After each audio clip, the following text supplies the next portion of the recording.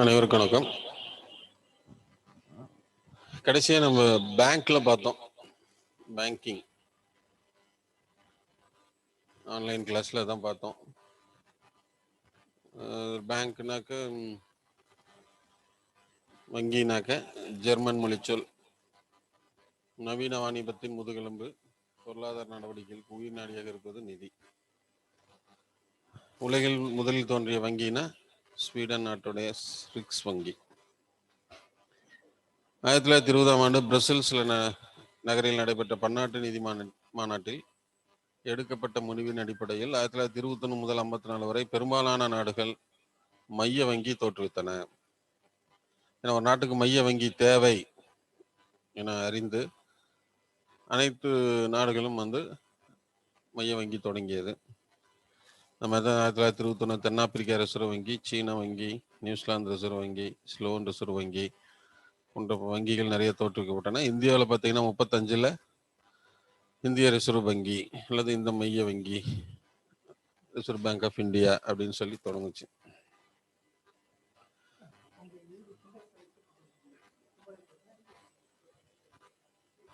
ஆயிரத்தி 864 இங்கிலாந்து வங்கி தொடங்கப்பட்டு பணத்தை வெளியிட்ட முதல் வங்கியாகும்.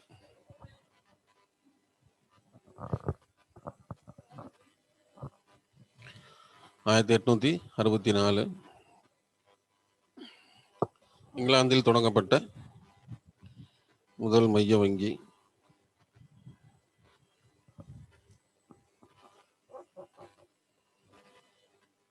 தொடங்கப்பட்டு பணத்தை முதல்ல அவங்க தான் வெளியிடுறாங்க. வாணிபம் மற்றும் வர்த்தகத்திற்கு வங்கிகள் உராய்வு எண்ணெயாக செயல்படுகிறது.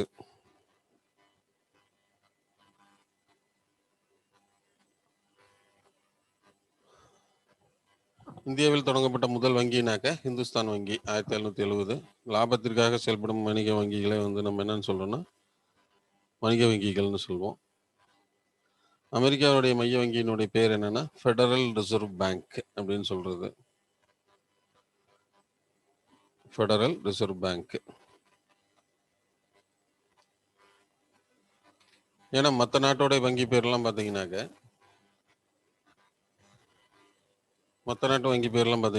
எல்லாமே பேருக்கு பின்னாடி தன்னுடைய நாட்டு பேர் வரும்.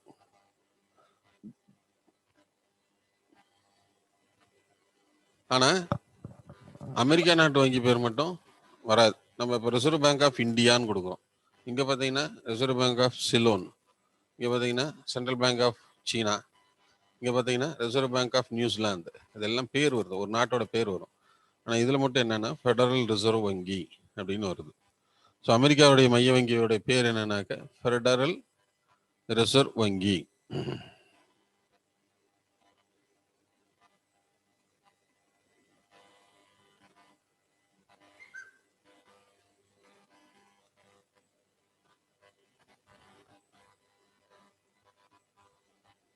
ரிசர்வ் வங்கி.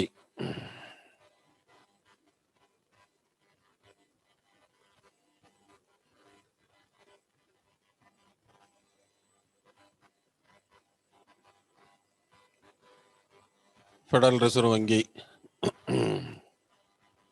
மைய வங்கியின் செயல்பாடுகள் கோட்பாடுகள் எல்லாமே இங்கிலாந்து வங்கியை ஒத்து இருப்பதனால அந்த வங்கிகளின் வங்கி பேங்கர்ஸ் பேங்க் அப்படின்னு சொல்லக்கூடிய வங்கின்னு சொல்றோம்.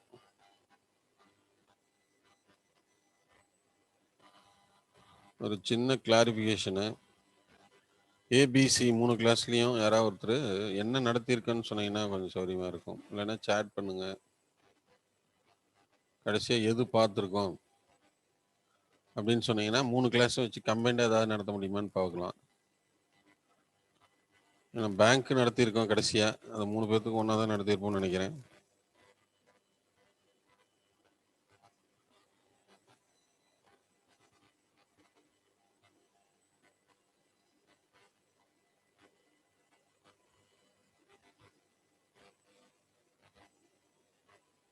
ஓகே, சதீஷ் முருகானந்தம். எந்த கிளாஸ்ன்னு போடலையா நீங்க? A class, B class?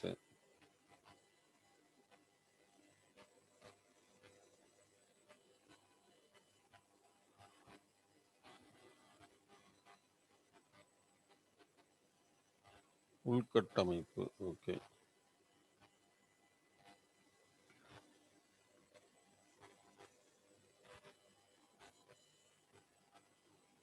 C class சொல்லுங்க. டிமானிட்டைசேஷன். சரி சரி.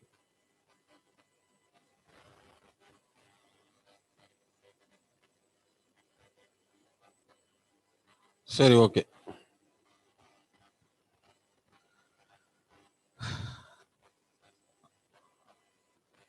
இந்திய ரிசர்வ் வங்கின்னு பார்த்தீங்கன்னா 1934 ஆர்பிஐ ஆக்ட் பிரகாரம் 35ஆம் ஆண்டு தோற்றுவிக்கப்பட்டது.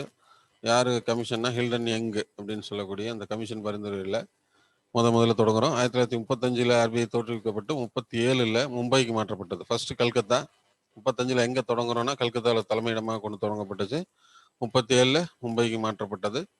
5 கோடி முதலீட்டுடன் தொடங்கப்பட்டது. இதில் இன்னொரு வரி என்னன்னாக்கா 5 கோடி முதலீடு, ஒரு பங்கு விலை வந்து 100 ரூபாய். 5 லட்சம் பங்குகளை விற்பனை செய்து தான் இந்த இது தொடங்குனாங்க. 5 கோடியை ஒரு பங்குக்கு 100 ரூபான்னு வச்சு 1949 ஜனவரி 1 தேசியமயமாக்குனாங்க. தலைமையிடம் மும்பை. 4 துணை கவர்னர்கள், 21 உறுப்பினர்கள் கொண்ட அமைப்பு. தற்போதைய கவர்னர் யாருன்னா சக்திகாந்த தாஸ். முதல் கவர்னர் யாருன்னா ஓஸ்போர்ன் ஸ்மித். இப்போ கடைசி 25வது கவர்னர் யாருன்னா சக்திகாந்த தாஸ். சரிங்களா? ஆர்பிஐனுடைய பணிகள் என்னன்னா பணத்தை வெளியிடுதல், ஒழுங்குபடுத்துதல், வங்கிகளுக்கு உரிமை வழங்குதல், பண அதிகார அமைப்பு, அரசின் வங்கி, வங்கிகளின் முகவர் மற்றும் ஆலோசகர், கடைசி நிலை கடன், வங்கிகளுக்கு உரிமம் வழங்குதல், வங்கியின் ரொக்க இருப்பு பாதுகாவலன், அரசின் கடன் பத்திரங்களை நிர்வகித்தல், வங்கி குறை தீர்ப்பாய திட்டம், அந்நிய செலாவணி இருப்பின் பாதுகாவலன், கடன் கட்டுப்பாட்டாளர். வங்கிகளின் வங்கி. இதில் பார்த்தீங்கன்னா repo rate, reverse repo rate, அடுத்தது பேங்க் ரேட்டு, ரொக்க இருப்பு விகிதம், இதெல்லாம் ஏற்கனவே நம்ம சொல்லியிருக்கோம். இதில் கீன்ஸு தான் ரொம்ப முக்கியம். கீன்ஸ் பரிந்துரைத்த மிக முக்கியமான பணக்கொள்கை எது அப்படின்னாக்க ரொக்க இருப்பு வீதம். சரிங்களா? பணத்தை வெளியிடுறதுன்னா குறைந்தபட்ச இருப்பு முறையில் தான் வெளியிடுறோம். இந்திய ரூபாயின் தந்தை யாருனாக்க ஷெர்ஷா. ருப்பியா என்ற சமஸ்கிருத மொழி சொல்லு. இதன் பொருள் வெள்ளியாகும். இந்த நாணய முறைகளை வந்து ஆங்கிலேயர்களும் முகலாயர்களும் பின்பற்றினர்.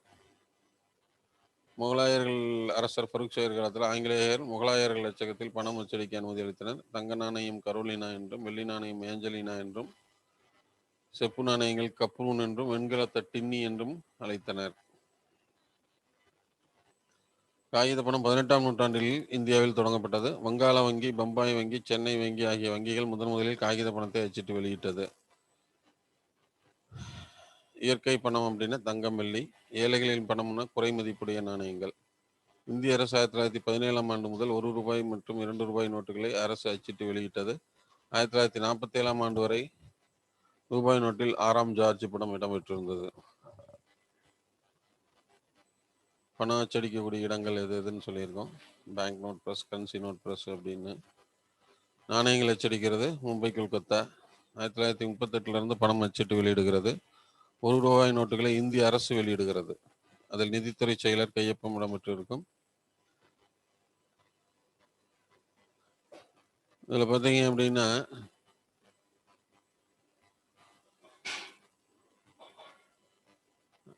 பேங்க் நோட்டுன்னு சொல்லுவோம். சரிங்களா? வங்கி அச்சடித்து வெளியிடுறது 2 ரூபா அதுக்கு மேலே இருக்கக்கூடிய ரூபாய் நோட்டுகள். 2, 5, 10, 20, 50, 100, 200, 500, 2000 இந்த நோட்டுகள் எல்லாமே வங்கி நோட்டுகள்னு சொல்லுவோம். இதெல்லாமே வெளியிடுறது ஆர்பிஐ. சரிங்களா? 1 ரூபாய் மற்றும் அதன் கீழே இருக்கக்கூடிய நாணயங்களை அச்சிட்டு வெளியிடுறது இந்த மைய அரசு. சரிங்களா? அல்லது நிதி அமைச்சகம். மைய அரசுன்னு போட்டுங்க. மத்திய அரசு தான் இதை வந்து வெளியிடுகிறது. இந்த டினாமினேஷனில் இருக்கக்கூடிய நோட்டுகள் வங்கி நோட்டுகள்னு சொல்லுவோம். அதை வெளியிடுறது ரிசர்வ் பேங்க் ஆஃப் இந்தியா. அதே மாதிரி இந்த நாணயங்கள் அச்சடிக்கிறாங்க பார்த்தீங்களா, இது எல்லாமே மத்திய அரசு வெளியிடுகிறது. சரிங்களா? இந்த 1 ரூபாயிலிருந்து 1 ரூபாய் மற்றும் நாணயங்கள் இது ரெண்டுமே யார் வெளியிடுறாங்கன்னா மத்திய அரசு வெளியிடுது. சரிங்களா? தற்போது கடன் அட்டை, ரொக்க அட்டை, இந்த மாதிரி நிறைய ஃபாரெக்ஸ் கார்டு, அந்நிய செலாவணி அட்டை, சூட்டி அட்டை, நெகிழி பணங்கள் எல்லாமே தற்போது புழக்கத்தில் இருக்கு. 1946ஆம் ஆண்டு ஜான் பிகின்ஸ் என்பவர் கடன் அட்டை கண்டுபிடித்தார். இப்பெல்லாம் வந்து பார்த்தீங்கன்னாக்க நிறைய பணமில்லா பரிவர்த்தனைக்கு இதெல்லாம் கொண்டு வந்திருக்காங்க. இந்த கிரெடிட் கார்டு, கேஷ் கார்டு எல்லாமே. இப்போ நாம் வச்சிருக்கிறது எல்லாமே வந்து ரூபே கார்டு அப்படின்னு சொல்லுவோம். இந்த ரூபே கார்டு அப்படின்னாக்க ருபீஸ் பேமெண்ட் கார்டு அப்படின்னு சொல்கிறது. நம்ம வச்சிருக்கிற எல்லா ஏடிஎம் கார்டும் ரூபே கார்டுன்னு சொல்லுவோம். ருபீஸ் பேமெண்ட் கார்டுன்னு சொல்கிறது. எதுக்கு அது ருபீஸ் பேமெண்ட்டுன்னு சொல்கிறோம் அப்படின்னா, அந்த நம்ம அக்கௌண்ட்டில் பணம் இருந்ததுன்னா அதை ஒபே பண்ணும், பணம் இல்லைன்னா ஒபே பண்ணாது, அவ்வளோதான். ஸோ அதனால் ருபீஸ் பே பண்ணக்கூடிய கார்டு தான் ருபீஸ் பேமெண்ட் கார்டுன்னு சொல்கிறோம். அதுக்கப்புறம் ஆர்பிஐ வந்து பண அளிப்பை வந்து 4 வகையாக பிரிச்சுள்ளது. 4 வகையான வகைப்படுத்திருக்குது ஆர்பிஐ பண அளிப்புன்னு சொல்லக்கூடியது. அதில் M1ங்கிறது புழக்கத்தில் உள்ள பணம், மணி ஒன் அதுதான் கணக்கு. M1ன்னா வேற ஒன்றும் கிடையாது, மணி ஒன் புழக்கத்தில் உள்ள பணம், நாணயங்கள். M2னா M1 ப்ளஸ் அஞ்சலக கேட்பு சேமிப்பு வங்கி சேமிப்பு வைப்புகள். M3னா M2 ப்ளஸ் அனைத்து வங்கிகள் கூட்டு வங்கிகள். M4 அப்படின்னா M3 ப்ளஸ் அஞ்சலக மொத்த வைப்புகள். இதில் M1 M2 குறுகிய பணம், M3 M4 வந்து விரிவான பணம்னு சொல்லுவோம். மெயினாக வந்து இதை தான் சொல்லுவோம். குறுகிய பணம்னா M1, விரிவான பணம்னா M3ன்னு சொல்கிறது. அடுத்தது பண குறியீடு. இதை வடிவமைச்சவர் யாருன்னா உதயகுமார். எந்த இந்திய அரசு வந்து ஜூலை 5, 2010 அன்று மத்திய அமைச்சரவை ஒப்புதல் தந்தது. மத்திய அமைச்சரவை கேபினட் அமைச்சரவை வந்து ஒப்புதல் கொடுத்தது. ரூபாய் குறியீடுகளை பொறுத்த வரைக்கும் உலகத்தில் 5வது இடத்துல இருக்கு. நம்ம அமெரிக்கா, பிரிட்டன், ஜப்பான், ஐரோப்பிய யூனியன் தவிர நம்ம 5வது இடத்துல இருக்கிறோம்.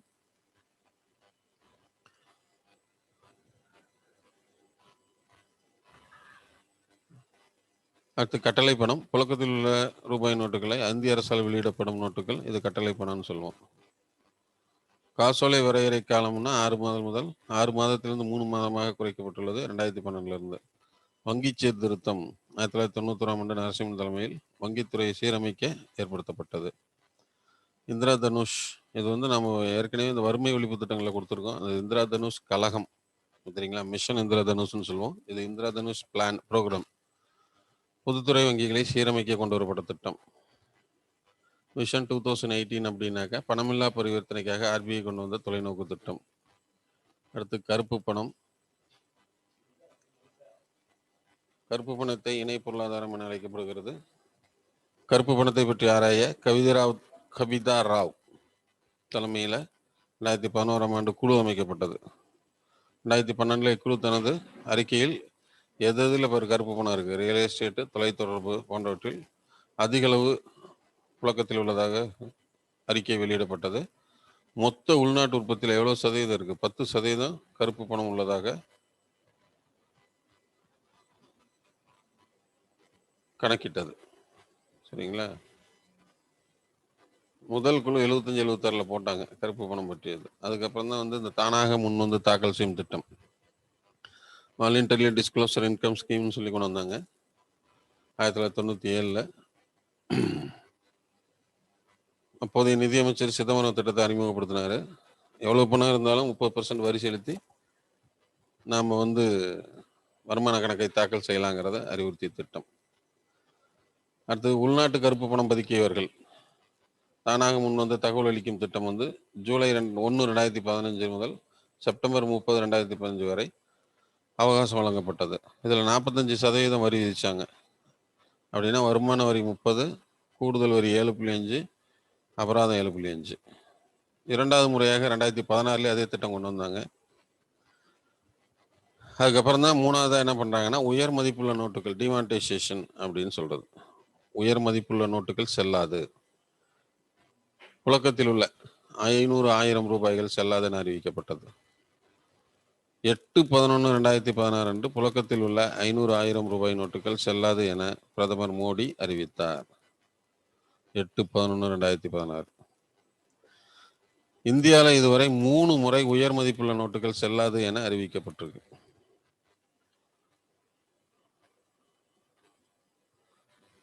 டிசம்பர் 2016 31க்குள் அனைத்து வணிக வங்கிகளும், மார்ச் 31க்குள் ஆர்பிஐ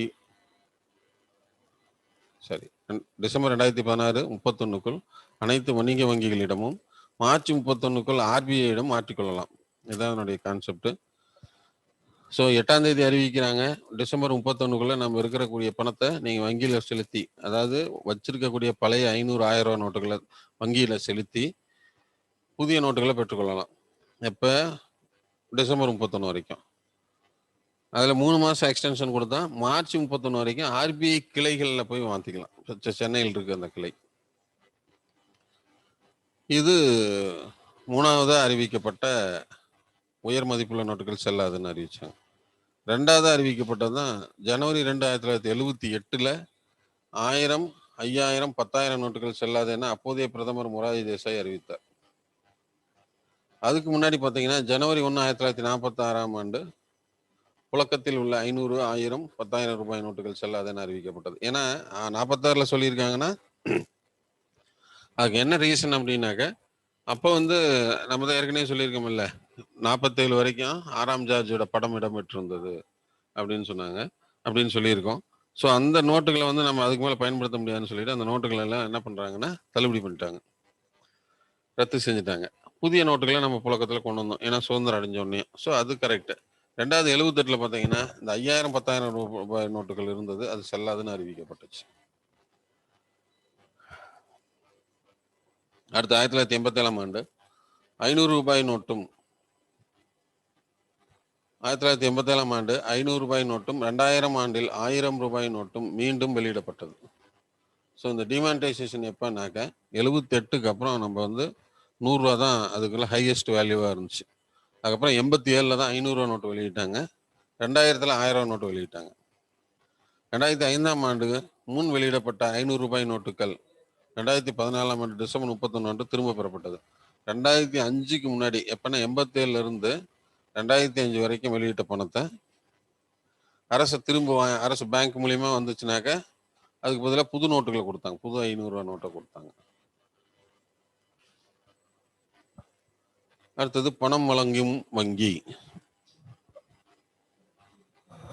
இந்த டிமானிட்டைசேஷனுக்கான குறிக்கோள் என்ன அப்படின்னு பார்த்தீங்கன்னா, கருப்பு பணத்தை ஒழிக்கிறது, போலி பணத்தை ஒழித்தல், தீவிரவாதிகளுக்கு வழங்குவதை தடுத்தல், அதாவது பணத்தை தீவிரவாதிகளுக்கு வழங்குவதை தடுத்தல், கள்ள நோட்டை ஒழித்தல். இந்த 4 கான்செப்டுக்காக வந்தது. அடுத்து பணம் வழங்கும் வங்கி. பேடிஎம் என்பது இந்தியாவில் மின்னணு வர்த்தக பணம் வழங்கும் முறையாகும். விஜய் சர்மா கேல்கர் என்பவர் ஆகஸ்ட் 2015 அன்று ரிசர்வ் வங்கியிடம் உரிமை பெற்று தொடங்கினார். தற்போது 6 விதமான பேங்க் இருக்கு. அதில் ஏர்டெல் பேமெண்ட் பேங்க்கு, இந்தியன் போஸ்ட் பேமெண்ட் பேங்க்கு, ஐபிபின்னு சொல்லுவோம், பேடிஎம், ஃபினோ பேமெண்ட் பேங்க்கு, ஆதித்யா பிர்லா பேமெண்ட் பேங்க்கு, ஜியோ பேமெண்ட் பேங்க். இந்த 6 விதமான பேமெண்ட் பேங்க் இருக்கு, சிறு வங்கிகள்.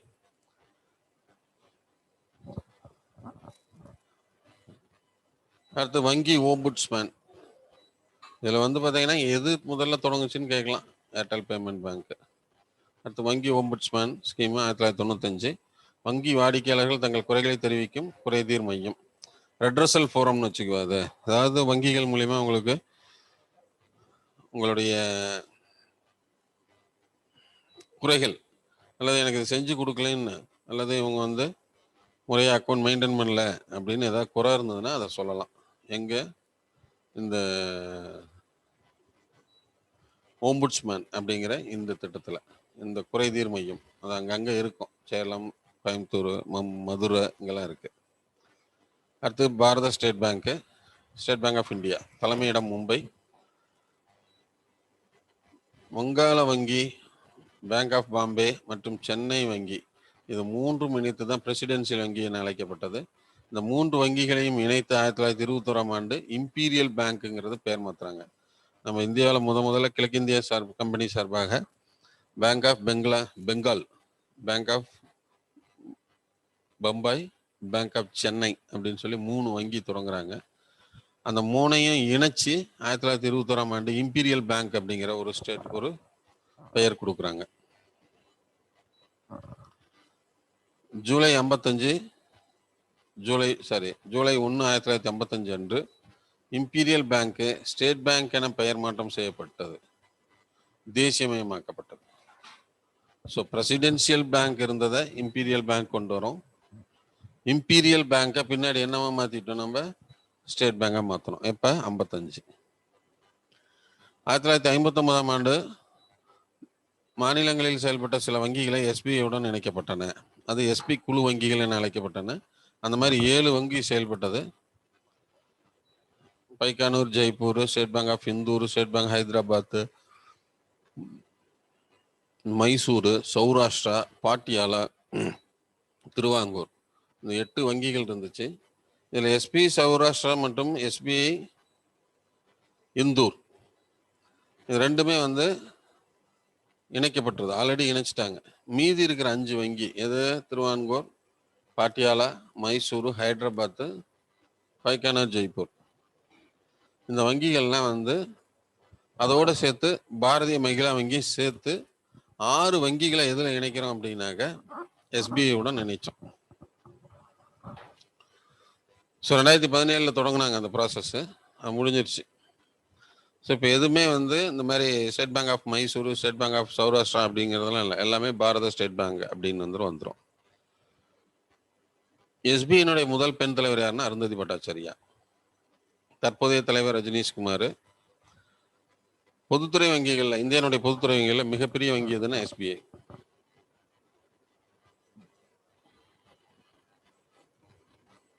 அடுத்து வங்கிகள் தேசியமயம்.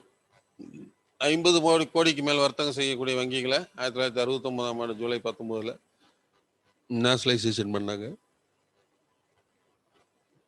இது என்னென்ன பேங்க்னு லிஸ்ட் கொடுத்துருக்க பாருங்க. Central bank of India, bank of India, Punjab national bank, Canara bank, united commercial bank,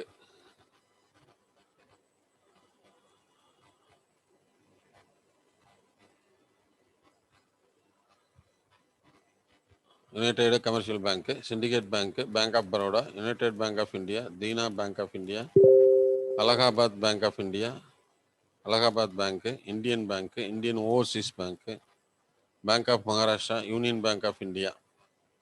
1980 April 15 அன்று 20 கோடிக்கு மேல் வர்த்தகம் செய்யும் 6 வங்கிகளை இந்திரா காந்தி தேசியமயமாக்கினார். ஃபர்ஸ்ட் பார்த்தீங்கன்னா இது 20 கோடி இல்லை, 200 கோடி, 200 கோடிக்கு மேலே. ஃபர்ஸ்ட் பார்த்தீங்கன்னா 50 கோடி 69ல், 80ல் பார்த்தீங்கன்னாக்க 200 கோடி. இந்த இடத்துல ஆந்திரா வங்கி, பஞ்சாப் சிந்து வங்கி, New Bank of India, Vijaya வங்கி, Corporation Bank, Oriental Bank of Commerce. August 30, 2019 அன்று மீண்டும் சில வங்கிகள் இணைக்கப்பட்டது. அதில் ஓரியண்டல் பேங்க் ஆஃப் வங்கியை பஞ்சாப் நேஷனல் வங்கியுடன் இணைச்சிட்டோம். பொதுத்துறை வங்கியில் 2வது பெரிய வங்கி. அடுத்து சிண்டிகேட் வங்கியை கனரா வங்கியுடன் இணைக்கப்பட்டது. ஆந்திரா வங்கி, கார்பரேஷன் வங்கி ஆகியவை யூனியன் வங்கியுடன் இணைக்கப்பட்டது. அலகாபாத் வங்கி இந்திய வங்கியுடன் இணைக்கப்பட்டது, இந்தியன் பேங்க். ஸோ மறுபடியும் ஒரு மெர்ஜ் வந்தாங்க. அப்போ 30, 2019 ஆகஸ்ட் 30, 2019 அன்று மீண்டும் வங்கிகள் இணைச்சாங்க. ஆல்ரெடி ஒரு நியூ பேங்க் ஆஃப் இந்தியாங்கிறது பஞ்சாப் நேஷனல் பேங்கோட இணைஞ்சிருச்சு. இப்போ மறுபடியும் என்ன பண்ணுறாங்கன்னா ஓரியண்டல் பேங்க் ஆஃப் வங்கியை ஓரியண்டல் பேங்க் ஆஃப் காமர்ஸ் அந்த வங்கி பஞ்சாப் நேஷனல் வங்கியுடன் இணைச்சிட்டாங்க. சிண்டிகேட் வங்கி கனரா வங்கியுடன் இணைச்சிட்டாங்க. ஆந்திரா கார்பரேஷன் வங்கி யூனியன் வங்கியுடன் நினைச்சிட்டாங்க. அலகாபாத் வங்கி இந்திய வங்கியுடன் நினைச்சிட்டாங்க. மொத்தம் 27 பேங்க் இருந்தது. ஆல்ரெடி 6 பேங்க் மெர்ஜ் ஆகி போச்சு. அப்போ 21 இருந்தது.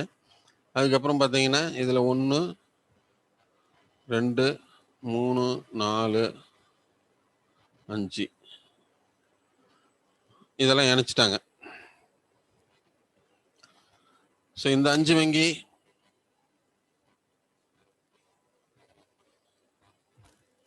அதையும் இணைச்சாங்க. மொத்தம் 21ல் 5 போச்சுன்னா இப்போ 16 வங்கி.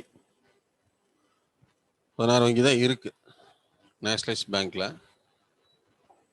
ஏன்னா இந்த 8 வங்கி ஆல்ரெடி இணைச்சாச்சு, சரிங்களா? இதோட சேர்த்து பாரதிய மகிழா வங்கி. ஸோ இந்த வங்கி இணைச்சிட்டோம், 9 வங்கி. 27ல் 9 போச்சுன்னா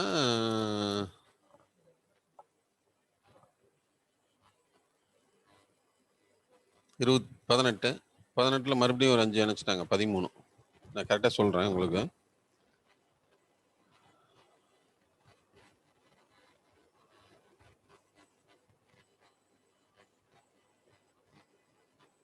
ஸோ மீண்டும் ஒரு வங்கி இணைப்பு தான் 2019ல் இதுக்கான வாய்ப்பு இருக்கு. எந்த ஆண்டு வந்து மீண்டும் வங்கிகள் இணைக்கப்பட்டது அப்படின்னு சொல்லி கேட்பாங்க. அந்த வங்கி அடிப்படையில் இதெல்லாம், இந்த பேங்க்லாம் நம்ம வந்து சொல்லலாம். ஓரியண்டல் பேங்க்னா பஞ்சாப் நேஷனல் வங்கியோட இணைச்சோம். சிண்டிகேட் பேங்க்னா கனரா வங்கி, ஆந்திரா வங்கி, கார்பரேஷன் வங்கி, யூனியன் வங்கியோட நினைச்சோம். அலகாபாத் வந்து இந்திய வங்கியோட நினைச்சிட்டோம்.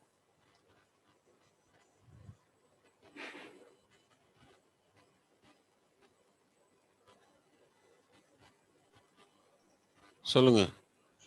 Sir good morning sir. ஒரு சின்ன டவுட்டுங்க சார். சார் நேஷனலைஸ்டு பேங்கா சொல்லிட்டு இந்திரா காந்தி அவங்க ஆட்சி பீரியட்ல பண்ணனதா சொன்னாங்க சார்.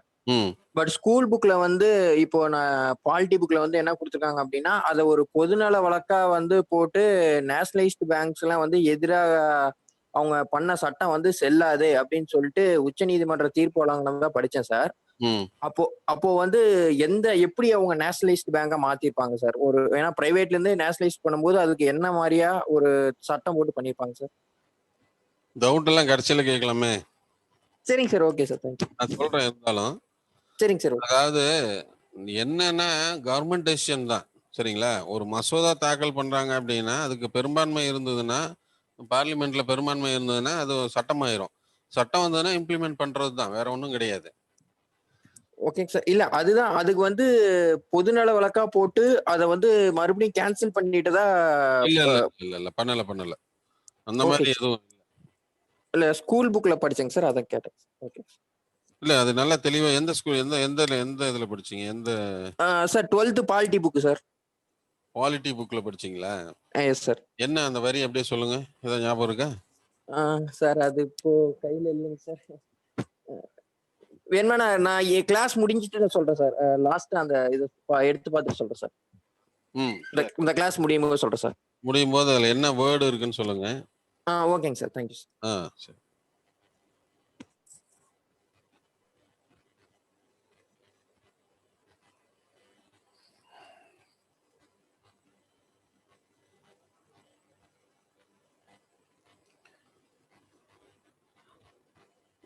எதுவும் டவுட்டாக இருந்தாலும் சரி நம்ம கடைசியாக கேட்போம்.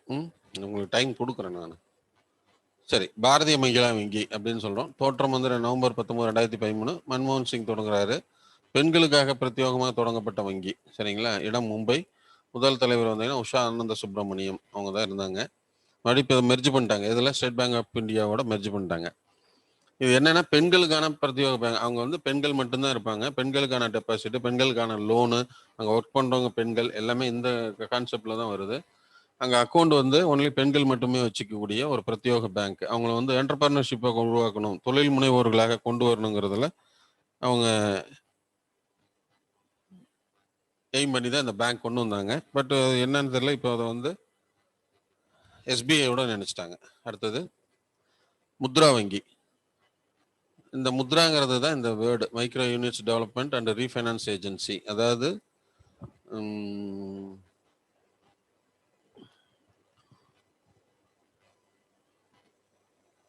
முத்ரா அப்படிங்கிறது என்னன்னா குறு நிறுவனங்களுடைய மறுநிதி கழகம், மறுநிதி வளர்ச்சி கழகம்னு சொல்றோம், அதாவது வளர்ச்சி முகமை அப்படின்னு சொல்லலாம். ஸோ முத்ராங்கிறது Micro Units Development and Refinance Agency. தொடக்கம் 2015. தேசிய நோக்கம் என்னன்னா சிறு குறு நிறுவனங்களுக்கு கடன் வழங்குதல். 3 வகையான கடன் கொடுக்குறாங்க. ஒரு மொத்தம் 10 லட்சம் வரைக்கும் கொடுக்குறாங்க. ஸோ ஏதாவது ஒரு தொழில் தொடங்குறாங்க அப்படின்னாக்க அவங்களுக்கு இந்த கடன் கொடுக்குறாங்க. இது இப்போ இருக்கிற கவர்மெண்ட் வந்து தொடங்குச்சு. 2015 இது ஒரு திட்டமாக கொண்டு வந்தாங்க.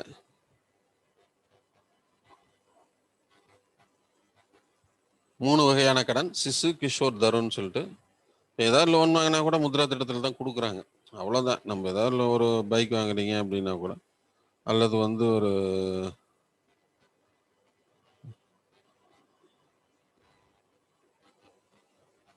சின்னதாக தொழில் தொடங்க கடன் வாங்கினாலும் எல்லாத்துக்கும் இதில் தான் கொடுக்குறாங்க. சரிங்களா. அடுத்தது வட்டார கிராம வங்கி, இது தமிழ்நாட்டில் இல்லை, வட இந்தியாவில் இருக்கு. ஆர்ஆர்பின்னு சொல்லுவோம், ரீஜனல் ரூரல் பேங்க். எப்போ தொடங்குச்சுன்னா 1975 தொடங்குச்சு. சரிங்களா. சமுதாயத்தில் நலிவடைந்த பிரிவினருக்கு குறைந்த வட்டியில் கடன் கொடுக்கறது. கூட்டுறவு வங்கி போன்ற வேளாண்மைக்கும் கடன் வழங்குது. சரிங்களா. இது யூபி, பீகார் அந்த மாதிரி இப்போ ஸ்டேட்லலாம் இது இருக்கு. முதல் கிளை தொடங்கப்பட்டதுன்னா அக்டோபர் 2, 1975. ஞாபகம் வச்சுங்க. ஆர்ஆர்பி அடிக்கடி கேட்கக்கூடிய கொஷின், வட்டார கிராம வங்கி எந்த ஆண்டு தொடங்கப்பட்டதுன்னு தான் கேட்பாங்க.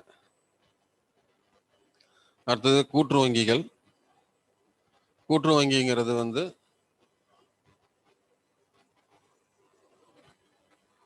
கூட்டுறவு வங்கி என்பது கோஆபரே என்ற லத்தீன் மொழி சொல்லு. கூட்டுறவின் தந்தை யாருன்னா ராபர்ட் ஓவன். தமிழ்நாட்டில் கூட்டுறவு வங்கி 3 முறைகளை கொண்டது. மாநில கூட்டுறவு வங்கி, மாவட்ட மத்திய கூட்டுறவு வங்கி, தொடக்க வேளாண்மை கூட்டுறவு வங்கி. இந்த தொடக்க வேளாண்மை கூட்டுறவு வங்கி தான் நம்ம கிராமந்தோறும் இருக்கிறது. இதுல வாங்கின விவசாய கடனை தான் தமிழக அரசு தள்ளுபடி பண்ணியிருக்கு, பயிர்க்கடன். சரிங்களா. இந்த மாதிரி இருக்கக்கூடிய தொடக்க வேளாண்மை கூட்டுறவு வங்கிக்கு ஒரு 50 பேங்குக்கு ஒரு ஹெட் ஆஃபீஸ் இருக்கும். அதுதான் மாவட்ட மத்திய கூட்டுறவு வங்கின்னு சொல்லுவோம். இது டிஸ்ட்ரிக்ட் லெவலில் இருக்கும். அப்புறம் மாநில லெவலில் ஒன்று இருக்கும். அவ்வளோதான். விவசாயிகளுக்கு குறுகிய கால மத்திய கால கடன்களை இந்த வங்கிகள் கொடுக்கின்றன. விவசாயியோட நேரடியான தொடர்பு இருக்கக்கூடிய வங்கி எதுன்னா இந்த தொடக்க வேளாண்மை கூட்டுறவு வங்கி. அடுத்து நிலவள வங்கி. நில அடமான வங்கி என்ற பெயரில் 1929 தொடங்கப்பட்டு 1966-67 நிலவள வங்கி என பெயர் மாற்றம் செய்யப்பட்டது. நிலத்தை அடமானகம் பெற்றுக்கொண்டு விவசாயிகளுக்கு நீண்ட கால கடன்களை கொடுக்கிறது. கூட்டுறவு வங்கி வந்து குறுகிய மத்திய கால கடன்களை மட்டும்தான் தர முடியும். விவசாயிகளுக்கு நீண்ட கால கடன்னாக்கா அது நிலவள வங்கி தான் தரும். சரிங்களா. அடுத்தது எக்ஸிம் பேங்க் அப்படின்னு சொல்லுவோம். 1982. அது பேரே பார்த்தீங்கன்னா எக்ஸிம் அப்படின்னா ஏற்றுமதி இறக்குமதி, எக்ஸ்போர்ட்டு, இது இம்போர்ட். Export import bank. இது ஏற்றுமதி இறக்குமதிக்காக கடன் கொடுக்கறதுக்கோ அல்லது ஒரு ஷூரிட்டி கொடுக்கறதுக்கோ வரக்கூடிய தொடங்கப்பட்ட வங்கி அது. அடுத்து NABARD 1982. National bank for agriculture and rural development, தேசிய வேளாண்மை மற்றும் ஊரக மேம்பாட்டு வங்கி அப்படின்னு சொல்றது. சரிங்களா. அது 1982 தொடங்குச்சு. அதுக்கு முன்னாடி பார்த்தீங்கன்னா ஜூலை 63 அன்று இந்திய அரசு விவசாய மறுநிதி மேம்பாட்டு கழகம், ஏஆர்டிசின்னு சொல்றது, அக்ரிகல்ச்சர் ரீஃபைனான்ஸ் டெவலப்மெண்ட் ஏஜென்சி அப்படிங்கிற ஒரு கழகம், ஒரு அமைப்பை தொடங்கி வேளாண்மைகளுக்கு விவசாயிகளுக்கு கடன் வழங்கியது. வேளாண்மைக்கு தலைமை வங்கி தொடங்க வேண்டும் என்ற நோக்கில் நபார்டு வங்கி தொடங்கப்பட்டது. இது வந்து ஒரு அமைப்பாக தான் இருந்துச்சு. எப்படி அப்படின்னாக்க மத்திய அரசு வந்து சேந்தமங்கலத்திலேயோ நாமக்கல்லையோ வேலூர்லேயோ வந்து அவங்க ஒரு பேங்க்குக்கு கடன் கொடுக்கலாம் அப்படின்னு நேரடியாக கடன் கொடுக்க முடியாது. ரிசர்வ் பேங்க் பணத்தை வெளியிடும், மத்திய அரசு திட்டம் கொண்டு வரும். இண்டஸ்ட்ரியல் பேங்க்கு அப்படின்னாக்க நம்ம இண்டஸ்ட்ரியலில் என்னென்ன பேங்க் இருக்குது அப்படின்னு பார்ப்பாங்க. ஸோ ஐடிபிஐன்னு சொல்லுவோம், industrial development bank of India. தொழில்துறைக்கு மொத்தமாக நிதி அதுக்கிட்ட கொடுத்துருவாங்க. தொழில் தொடங்குறவங்களுக்கு எல்லாத்துக்கும் சேர்த்து எத்தனை பேங்க் இருந்தாலும் சரி, அது ஒரு ஹெட் ஆஃப் இன்ஸ்டியூஷன் இருக்கும், அது கொடுத்துருவாங்க. ஹவுசிங் பேங்க்கு, ஹட்கோ, Housing and urban Development Bank, housing and urban development பேங்க்னு சொல்லுவோம், ஹட்கோன்னு. அந்த பேங்க் வந்து வீடு கட்டுறவங்களுக்கு எவ்வளோ பணம், எவ்வளோ தொகை ஒதுக்குறாங்களோ அந்த தொகையை அந்த பேங்க் கிட்ட கொடுத்துருவாங்க. வேளாண்மை ஊரக மேம்பாடு அப்படின்னா நபார்டு கிட்ட பணத்தை கொடுத்துருவாங்க. ஏற்றுமதி அப்படின்னா இந்த எக்ஸிம் பேங்க்ல கொடுத்துருவாங்க. ஸோ இப்போ நிதி ஒதுக்குறாங்க அப்படின்னா நபார்டு தான் வந்து எல்லா கமர்ஷியல் பேங்குக்கும் அக்ரிகல்ச்சருக்கு லோன் கொடுக்கும். வரவு செலவு அவங்க தான் வச்சுக்குவாங்க. இப்போ வந்து இந்தியன் பேங்க் இருக்கு அப்படின்னா ஹெட் ஆஃபீஸ்ல இருந்து ஒரு குறிப்பிட்ட அளவு வந்து இவங்க பணத்தை கொடுத்தாலும் சரி, இல்லை வாங்கிட்டு கொடுத்தாலும் சரி, பயிர்க்கடன் கொடுக்குறாங்க அப்படின்னா, கமர்ஷியல் பேங்க் பயிர்க்கடன் கொடுக்குறாங்கன்னா நேரடியாக அங்கே நபார்டு கிட்ட இருந்து வாங்கிக்குவாங்க. அதனால தான் விவசாயிகளுக்கு வந்து பயிர்க்கடன் வாங்கினா வட்டி குறைவாக இருக்கிறதுக்கு காரணம் அதுதான். மற்ற நீங்கள் பைக் லோனு, ஹோம் லோனு அந்த மாதிரிலாம் வாங்கினீங்கன்னாக்க ரேட் ஆஃப் இன்ட்ரெஸ்ட் அதிகம். ஆனால் விவசாயத்துக்கு மட்டும் வட்டி மிக குறைவு. அதுக்கு காரணம் என்னன்னா அவங்க பணத்தை வந்து நபார்டில் குறைந்த வட்டியில் வாங்கிக்குவாங்க. சரிங்களா. அந்த லாஸ் ஆஃப் இன்ட்ரெஸ்ட்டும் அவங்க கொடுத்துருவாங்க. ஸோ நபார்டுக்குன்னு இப்போ வந்து ஒரு 5000 கோடி வேளாண்மைக்கு கொடுக்குறாங்க அப்படின்னா, கடனுக்காக கொடுக்குறாங்கன்னா அந்த 5000 கோடி இந்தியா முழுக்க அவங்க பிரித்து கொடுத்துருவாங்க. ஒவ்வொரு ஸ்டேட்டுக்கு எவ்வளவு, அந்த ஸ்டேட்லேருந்து ஒவ்வொரு டிஸ்ட்ரிக்ட் எவ்வளோன்னு சொல்லி பிரித்து கொடுத்துருவாங்க. ஸோ நம்ம அது வாங்குவோம். அந்த மாதிரி கடன் ரொட்டேஷன் தான் இந்த நபார்டு அப்படின்னு ஒரு அமைப்பு வச்சுருந்தாங்க. எது ஏஆர்டிசின்னு சொல்லி ஒரு அமைப்பு வச்சுருந்தாங்க. அது செயல்பாடு அதிகமாக இருக்கிறதுனால அதுக்காக பிரத்யோக ஒரு அப்பெக்ஸ் இன்ஸ்டிடியூஷனை கொண்டு வரலான்னு சொல்லிட்டு தான் தலைமை வங்கியாக நபார்டு தொடங்குறாங்க. சரிங்களா. அப்பெக்ஸ்னா வேளாண்மைக்கு தலைமை வங்கி எதுன்னா ஆவண வங்கி, தலைமை வங்கி அப்படின்னாக்க நபார்டு. அதுக்கு சிவராமன் கமிட்டி பரிந்துரையின் பேரில் வேளாண் முன்னேற்றம் மற்றும் ஊரக மேம்பாட்டு வங்கி தொடங்கப்பட்டது. நபார்டு வங்கி தொடங்குவதற்கு பரிந்துரை செய்த கமிட்டி எதுன்னா சிவராமன் கமிட்டி. ஆர்பிஐ கூட்டுறவு வங்கி, ஆர்ஆர்பி கூட்டுறவு வங்கிகள், வணிக வங்கிகள் போன்றவற்றிற்கு விவசாய கடன் வழங்குகிறது. ஊரக பகுதிகளில் உள்கட்டமைப்பு ஏற்படுத்தவும் சாலை வசதி ஏற்படுத்தவும் மாநில அரசிற்கு நீண்டகால கடன்களை கொடுக்குது. கிராமப்புற தொழில், கைத்தொழில், கைவினை தொழில், கைத்தொழில் போன்றவற்றிற்கும் கடன் வழங்குகிறது. இதெல்லாம் வந்து என்னன்னாக்கா நேரடியா அவங்க பணம் கொடுக்க மாட்டாங்க, ஆனா பேங்க்ல கொடுப்பாங்க. பிரான்ச்ல கொடுத்து அவங்க வந்து கடன் கொடுப்பாங்க. ஸோ விவசாயிக்கு ஒரு ஹெட் ஆஃப் பேங்க் அப்படின்னாக்க இந்த நபார்டு. அது பேங்கிங்னு சொல்லுவோம். நிகழ்நிலை வங்கி முறை ஆன்லைன் பேங்கிங் எனவும், இணைய வங்கி முறைனாக்கா இன்டர்நெட் பேங்கிங் அப்படின்னு சொல்லுவோம். இது மெய்நிகர் வங்கி முறை விர்ச்சுவல் பேங்கிங். வழக்கமான வங்கி முறையுடன் ஒப்பிடும்போது பரிவர்த்தனைகளுக்காக செலவையும் நேரத்தையும் பெருமளவு குறைக்கிறது. இதில் தான் 2 சொல்கிறோம், ஆர்டிஜிஎஸ், நெஃப்ட்னு சொல்கிறோம். அது உங்களுக்கே தெரியும். நெஃப்ட்னா தேசிய மின்னணு நிதி பரிமாற்றம். இது வந்து நிகழ்நேரத்தில் பண பரிமாற்றம். ஆர்டிஜிஎஸ்ங்கிறது ஒரு வங்கி வாடிக்கையாளர் தனது கணக்கிலிருந்து பணத்தை மற்ற வங்கியின் எந்த ஒரு கிளையில் உள்ள கணக்கு வைத்திருக்கும் மற்றொரு வாடிக்கையாளருக்கு பணத்தை விரைவாக அனுப்பும் விரைவாக மாற்றும் முறையாகும். நெஃப்ட் என்பது தேசிய மின்னணு வழி பரிவர்த்தனை. இதான் நெஃப்ட், தேசிய மின்னணு வழி பரிவர்த்தனை ஆகும். இதில் அரை மணி நேரத்துக்கு ஒரு முறை தொகுப்பாக பண பரிவர்த்தனை மேற்கொள்கிறது. காலை 8 மணி முதல் 23 தொகுப்புகளாக பண பரிவர்த்தனை மேற்கொள்ளப்படும். ஆர்டிஜிஎஸ் என்பது 9 மணிக்கு மேல் மாலை 4:30 வரை நிகழ்நேரத்தில் பண பரிமாற்றம் செய்யப்படும். ஜூலை 1, 2019 முதல் 6 மணி வரை இந்த ஆர்டிஜிஎஸ் பணம் பரிமாற்றம் மேற்கொள்ளலாம். ஆனால் ஆர்டிஜிஎஸ்ல பணம் அனுப்பணும்னா குறைந்தது 2 லட்சம் அனுப்ப வேண்டும். மினிமம் 2 லட்சம், மேக்சிமம் நீங்க எவ்வளவு வேணாலும் வச்சுக்கலாம். அடுத்து தானியங்கி பணம் வழங்கும் இயந்திரம் 1967 அறிமுகப்படுத்தப்பட்டது. இந்தியாவில் பயோமெட்ரிக் முறை அறிந்து பணம் வழங்கும் முறையில் கத்தார் தேசிய வங்கி ஏடிஎம் இயந்திரங்களில் பயன்படுத்தப்படுகிறது. பயோமெட்ரிக்னா கண்ணு, ரேகை, ஃபிங்கர் பிரிண்ட்லாம் வைக்கணும். பண மதிப்பு, அகமதிப்பு, புறமதிப்புன்னு 2 இருக்கு. அகமதிப்புனா உள்நாட்டில் உள்ள நாணயத்தின் மதிப்பாகும். புறமதிப்பு என்பது வெளிநாட்டு பணத்தோடு ஒப்பிடுவது ஆகும். ஸோ இதுதான் பேங்கிங். இதில் வந்து மேக்சிமம் வந்து இந்த பேங்க் தான் கேட்பாங்க. ரிசர்வ் பேங்கை பற்றி கேட்பாங்க.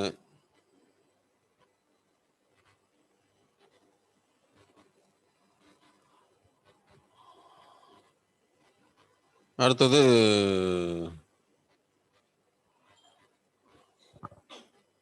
இந்த ஆர்டிஜிஎஸ், நெஃப்ட், அப்புறம் பார்த்தீங்கன்னா ரூபாய் குறியீடு, இதெல்லாம் கேள்வி எனக்கு வாய்ப்பு இருக்கு.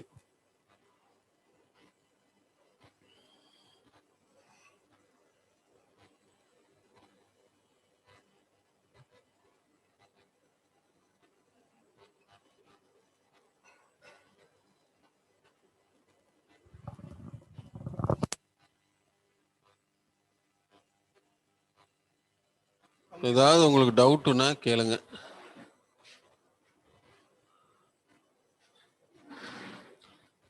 ஹேண்டை ரைஸ் பண்ணி கேளுங்க. சொல்லுங்க சார். அதான் சார் அந்த பாலிட்டி புக்ல படிச்சதா சொன்னேன்லங்க சார். சொல்லுங்க. அந்த லைன் சொல்றேங்க சார். நாடாளுமன்றம் அல்லது சட்டமன்றங்கள் இயற்றும் சட்டங்கள் அரசியலமைப்பிற்கு முரணாக இருக்குமானால் அச்சட்டம் செல்லாது என்று நீக்கப்படும். இவ்வாறு மிகவும் துணிச்சலான முரண்பாடான ஒரு தீர்ப்பு வங்கிகள் தேசியமயமாக்கும் சட்டம் செல்லாது என அறிவித்ததாகும் அப்படின்னு கொடுத்துருக்காங்க சார். வங்கிகள் தேசியமயமாக்குறது செல்லாது. அதை வந்து முடிஞ்சு போனது எப்பயுமே வந்து அந்த தீர்ப்பு வந்து முடிஞ்சு போனதுக்கு ஒத்து வராது. அதை நம்ம எப்படி சொல்லணும்னா ரெட்ரோஸ்பெக்ட்ல வராது, ப்ராஸ்பெக்ட்னு சொல்லுவாங்க. இனி வர காலங்களில் இது போல நேஷனலைசேஷன் பண்ணணும்னாக்க அது வந்து சரியான ரீசன் இல்லாமல் நேஷனலைசேஷன் பண்ண முடியாதுங்கிறது கொண்டு வந்த ஒரு தீர்ப்புன்னு வச்சுங்களேன். சரிங்க சார். அப்போ ஆல்ரெடி எக்ஸிஸ்டிங் ஒன்றும் பண்ண முடியாது. ஓகேங்க சார். ஓகேங்க சார். இப்போ தேர்தல் நடக்குது அப்படின்னா இந்தந்த வழிமுறைகளை பின்பற்றி இருக்கணும் அப்படின்னு வந்து 12 மணிக்கு மேல சொல்லும் பொழுது அதுக்கு முன்னாடி நடந்ததை நம்ம எதுவும் கணக்கில் எடுத்துக்க முடியாது. சரிங்க சார். எப்பயுமே ஃபியூச்சரை தான் ஒரு சட்டமோ அல்லது ஒரு கட்டுப்பாடோ இனி வருங்காலங்களில் அப்படின்னு தான் சொல்லுவாங்களே விளைஞ்சு, ஏற்கனவே இருந்த காலங்களை நம்ம கணக்குல எடுத்துக்க மாட்டோம். சரிங்களா? சரிங்க சார். சார் இன்னொரு டவுட்டுங்க சார். சார் தமிழ்நாட்டுல ஆர்ஆர்பி இல்லைன்னு சொன்னீங்க, பல்லவன் பேங்க், பாண்டியன் பேங்க் இருந்ததுங்க சார். அது கிராமிய வங்கின்னு சொல்லுவாங்க. சரிங்க சார். நமக்கு அந்த பேர்ல வரல. கிராமிய வங்கின்னு சொல்றது அத ஒரு பேச்சுக்கு. சரிங்க ஏன்னா சார். நம்ம நிறைய பேங்க் நம்ம இந்தியாவில வந்துருச்சு, இந்த தமிழ்நாட்டுக்குள்ள வந்துருச்சு. அதுல ஓகேங்க வந்து சார். கிராமிய வங்கி அப்படின்னு சொல்றதுன்னா அந்த பல்லவன் பாண்டியன் அது 2 வரும். ஓகேங்க சார். அது ரீஜனல் ரூரல்ல அது ரீஜனல் ரூரல்ல வராதுங்க சார். இல்ல அப்படின்னு கிடையாது. எல்லாமே all banks R commercial bank தான். லாப நோக்கத்துக்காக செயல்படக்கூடிய நிதி நிறுவனங்களை அனைத்துமே வணிக வங்கிகள்னு சொல்லுவோம். சரிங்களா? கமர்ஷியல் பேங்க்குங்கிறதுக்கு அர்த்தமே அதுதான். அவனுடைய மோட்டிவ் என்னன்னா அவனுக்கு 2% லாபம் கிடைக்கணுங்கிறது தான். ஆனா கோஆபரேட்டிவ் பொறுத்த வரைக்கும் என்ன முக்கியம் அப்படின்னா,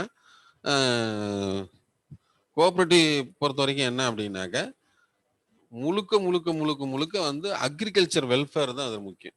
சரிங்களா? கோஆபரேட்டிவ்ல வந்து இன்ட்ரெஸ்ட் இருந்தாலுமே அதுல வந்து பெரும்பாலான பிரைமரியா இருக்கிறது பார்த்தீங்கன்னா நலம், அந்த வேளாண்மை நலம் தான் முக்கியமா இருக்கும். ஸோ அவங்க வந்து அந்த இப்போ பல்லவன்னா ஒரு கிராமிய வங்கி அப்படிங்கிற ஒரு ஒரு ஒரு லோகோ மாதிரின்னு வச்சுங்களேன் அது. Okay sir. இப்போ நீங்க மற்ற கமர்ஷியல் பேங்க் வந்து லோன்லாம் கொடுக்குறாங்க, அக்ரிகல்ச்சர் லோன் கொடுக்குறாங்க, என்ன லோன் கேட்டாலும் கொடுக்குறாங்க. ஓகேங்க சார். இப்போ நேஷனலைசேஷன் மோட்டிவே என்ன சொன்னாங்க தெரியுங்களா? இப்போ இந்திரா காந்தி இந்த கமர்ஷியல் பேங்க்ஸ் எல்லாமே வந்து சென்ட்ரலைஸ்டா வந்து டவுன் அர்பன் பேஸ்டா இருக்கு. ஆனா ரூரல் பக்கம் யாருமே போக மாட்டேங்கிறாங்க, பிரான்ச் ஓபன் பண்ணல. ஆனால் நேஷனலைசேஷன் பண்ணிட்டோம்னா ரூரலுக்கும் ரூரல் கட்டமைப்புக்கு ஊரக பகுதிகளுக்கும் கொண்டு செல்லலாங்கிறது தான் அவங்களுடைய பெரிய தாட்டா இருந்தது. அதனால தான் நேஷனலைஸ் பண்ணாங்க. ஓகேங்க சார். ஓகேங்க sir. Okay. Thank you sir.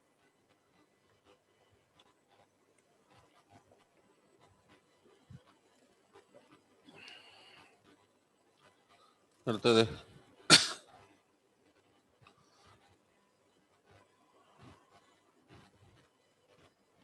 Hello சொல்லுங்க சார். மொத்தமா 12 nationalised bank plus 1 postal bank தான் சார். சொல்லுங்க. இப்போ கரெக்டா மொத்தமா வந்து 12 நேஷனலைஸ்ட் பேங்க் தானே? 12 தான்.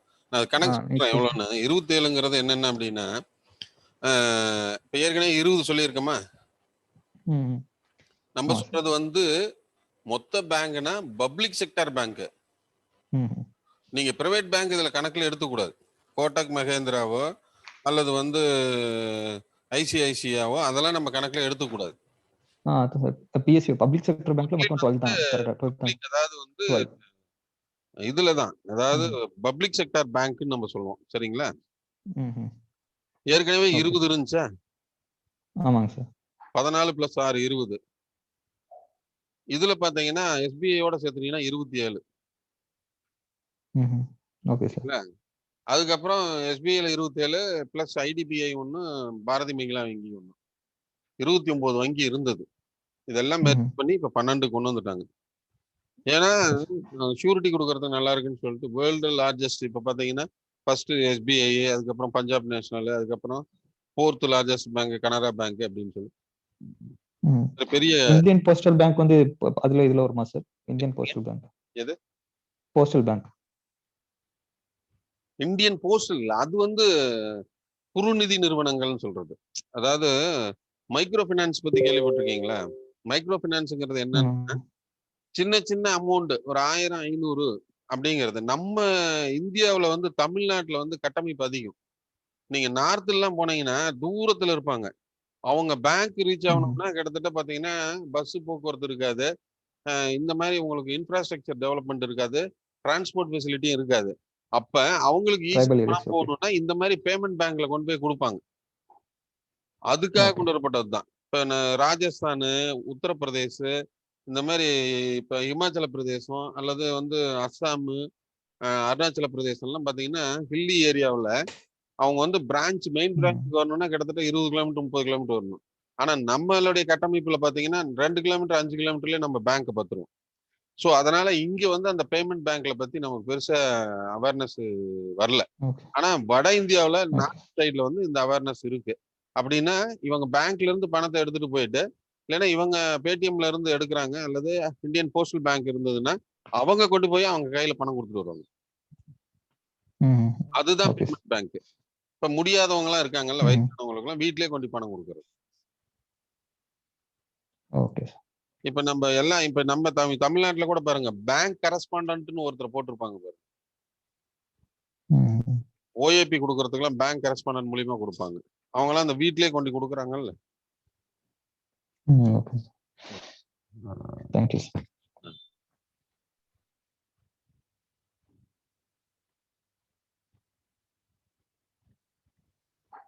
ஹலோ சொல்லுங்க. சார், ஆன்லைன் பேங்கிங்க்கும் இன்டர்நெட் பேங்கிங்க்கும் டிஃபரன்ஸ் என்ன சார்? ஆன்லைன் பேங்க்னா நிகழ் நேரத்துல முடிச்சுக்கலாம், அதாவது கன நேரத்திலேயே. சரி. இன்டர்நெட் பேங்கிங்கிறது வந்து அதை தான் இங்க சொல்லியிருக்கோம்ல. இன்டர்நெட் பேங்கிங்கிறது வந்து பாத்தீங்கன்னா ஒரு குறிப்பிட்ட தொகுப்பா அனுப்புவாங்க அப்படின்னு சொல்றோம்.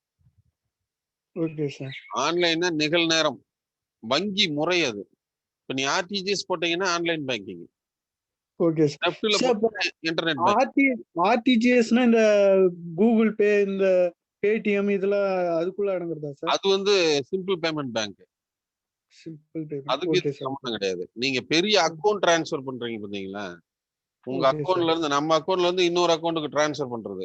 நீங்க கூகுள் பே இதெல்லாம் பாத்தீங்கன்னா அக்கௌண்ட் டிரான்ஸ்ஃபர் பண்ண மாட்டீங்க. எதுக்காவது ஒரு பணம் கட்டுறது, உங்க அக்கௌண்ட்ல இருந்து பணத்தை கட்டுறது, அல்லது ஒரு டெலிபோன் பில் கட்டுறது, அல்லது வந்து வந்து உங்களுக்கு இபி பில் கட்டுறதுக்கு, இந்த மாதிரி சின்ன அது ஒரு வால்ட்னு சொல்லுவாங்க, அந்த இதுல இருந்து பணம் தள்ளி விடுறது, அவ்வளவுதான். இப்ப பேடிஎம் மத்த அந்த மேல சொன்ன பாத்தீங்களா, சின்ன Airtel payment bank, Airtel, IPP எல்லாம் பாத்தீங்கன்னா ஒரு குறிப்பிட்ட 10,000 15,000 மட்டும்தான் அந்த அக்கௌண்ட்ல வச்சுக்க முடியும், டிரான்ஸ்ஃபர் ஆகும். ஓகே அந்த பணம் முடிஞ்சதுன்னா தான் அடுத்தது நீ மறுபடியும் அதுல கொண்டு வர முடியும். Okay sir. ஆனா இது வந்து பாத்தீங்கன்னா அக்கௌண்ட் டிரான்ஸ்ஃபர் டைரக்டா ஆர்டிஜிஎஸ், அது இன்டர்நெட் பேங்கிங் இருந்தா மட்டும்தான் பண்ண முடியும். Okay sir. Okay sir. நீங்க இந்த பேங்க்ல இருந்தீங்கன்னா அவங்க மேக்சிமம் வந்து பாத்தீங்கன்னா எனக்கு நீங்க ஆன்லைன் பேங்கிங் யூஸ் பண்ணுங்க, உங்களுக்கு ஒரு கோட் வேர்டு பாஸ்வேர்டு கொடுத்துறோம்னு சொல்லுவாங்க பாத்தீங்களா, அந்த மாதிரி இருக்கிறது. Okay sir. Okay sir. Thank you sir. Okay okay. வேற ஏதாவது டவுட் இருக்கா?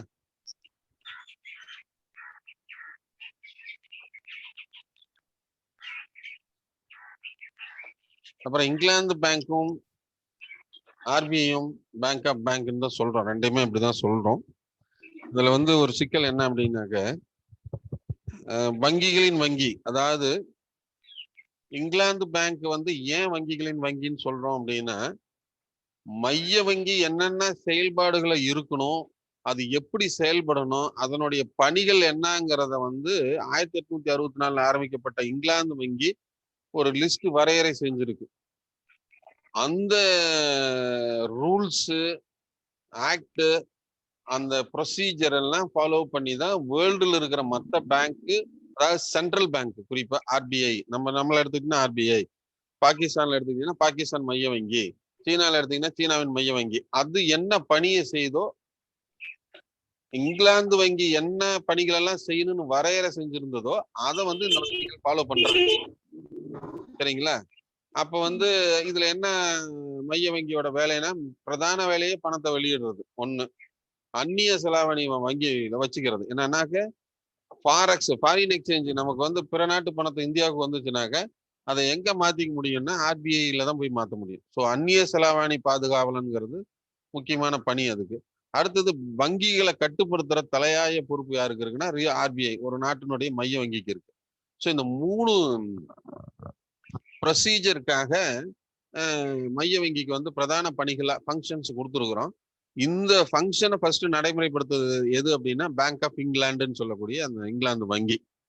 ஸோ அந்த ரூல்ஸ் அப்படியே நம்ம எல்லா வங்கிகளும், உலக நாட்டில் இருக்க எல்லா வங்கிகளும் ஃபாலோ பண்ணுது. ஸோ எல்லா வங்கிகளுக்கும் ஒரு முன்னோடி, ஃபோர் ரன்னர்ன்னு சொல்லும் பார்த்தீங்களா, ஒரு முன்னோடி வங்கியாக இருப்பது எதுன்னா இங்கிலாந்து வங்கின்னு சொல்றோம்.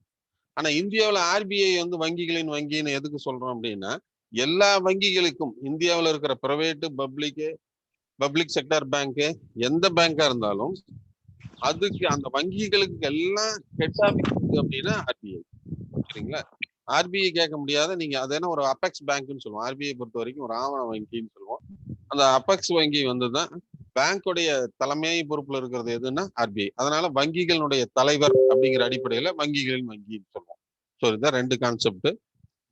ஆனா இதுல கேள்வி வருகின்ற பொழுது, வங்கிகளின் வங்கி அப்படின்னு கொடுத்து உள்நாட்டுல மட்டும் கேள்வி கேட்கறான் அப்படின்னா, உள்நாட்டுல வந்து வங்கிகளின் வங்கி எது அப்படின்னாங்க, ஆர்பிஐயா இல்ல எஸ்பிஐயா இல்ல ஐடிபிஐயா இல்ல ஐசிஐசிஐயா அப்படின்னு கேட்கறான்னா நீங்க வந்து இதுல ஈஸியா போட்டுடலாம்.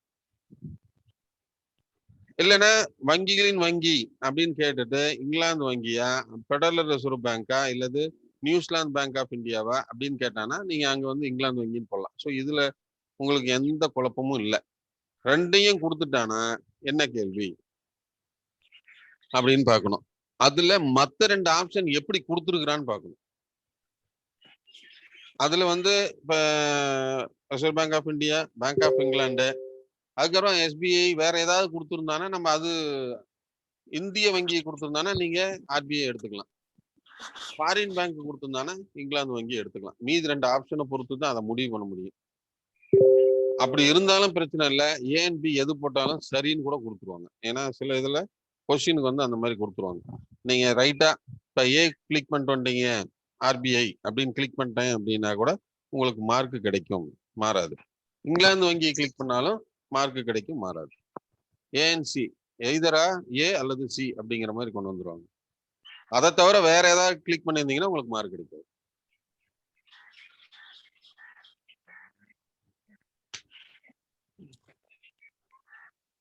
சார் இங்கிலாந்து மைய வங்கிட்டு ஒரு இயர் சொன்னீங்களா சார்?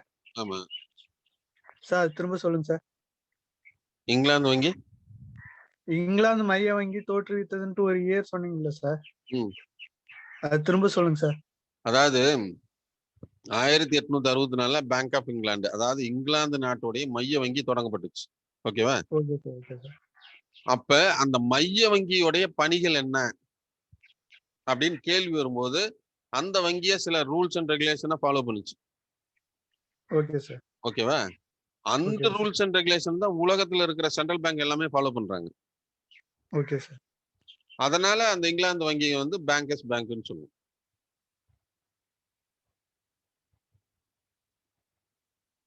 புரியுதுங்களா? இந்தியாவை பொறுத்த வரைக்கும் ஆர்பிஐ எல்லா பேங்க்கு ஹெட், அதனால அதை வங்கின்னு சொல்லுவோம்.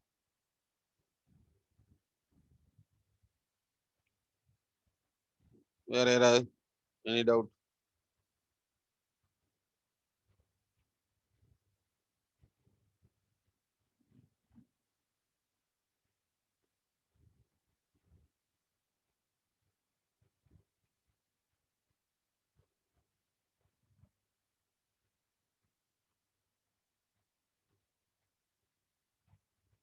வேற ஏதாவது டவுட் இருக்குங்களா? ஓகே.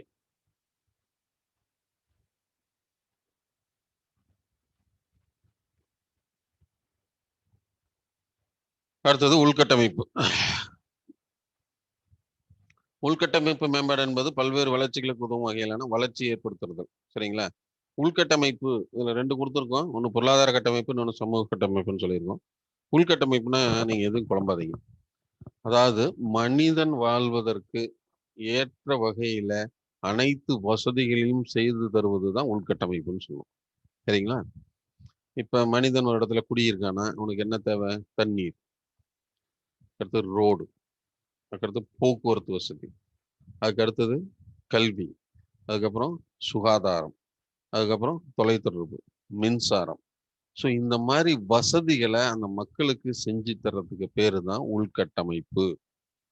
திடீர்னு நடு ஊருக்குள்ள 2 ஊருக்கு மத்தியில் ஒரு இடத்துல பிளாட் போட்டு அங்க வந்து வீடு கட்டுறாங்க அப்படின்னா அந்த பகுதிக்கு தேவையான குடிநீர், ரேஷன் கடை, அதுக்கப்புறம் அவங்க வந்து சாலை வசதி, போக்குவரத்து வசதி, போக்குவரத்துனா டிரான்ஸ்போர்ட்ல என்ன பண்ணி கொடுக்கறது, அப்புறம் ஹெல்த்து, இந்த மாதிரி செஞ்சு கொடுக்கறது. இந்த மாதிரி அனைத்து விதமான மக்கள் அங்க வசிப்பதற்கு தேவையான அனைத்து வசதிகளையும் செஞ்சு தர்றது தான் உள்கட்டமைப்புன்னு சொல்லுவோம். சரிங்களா?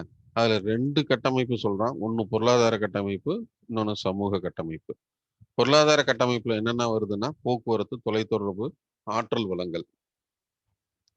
ஆற்றல்னா மின்சாரம், அந்த மாதிரி ஆற்றல் வளங்கள். நீர் கூட ஆற்றல் வளம் தான்.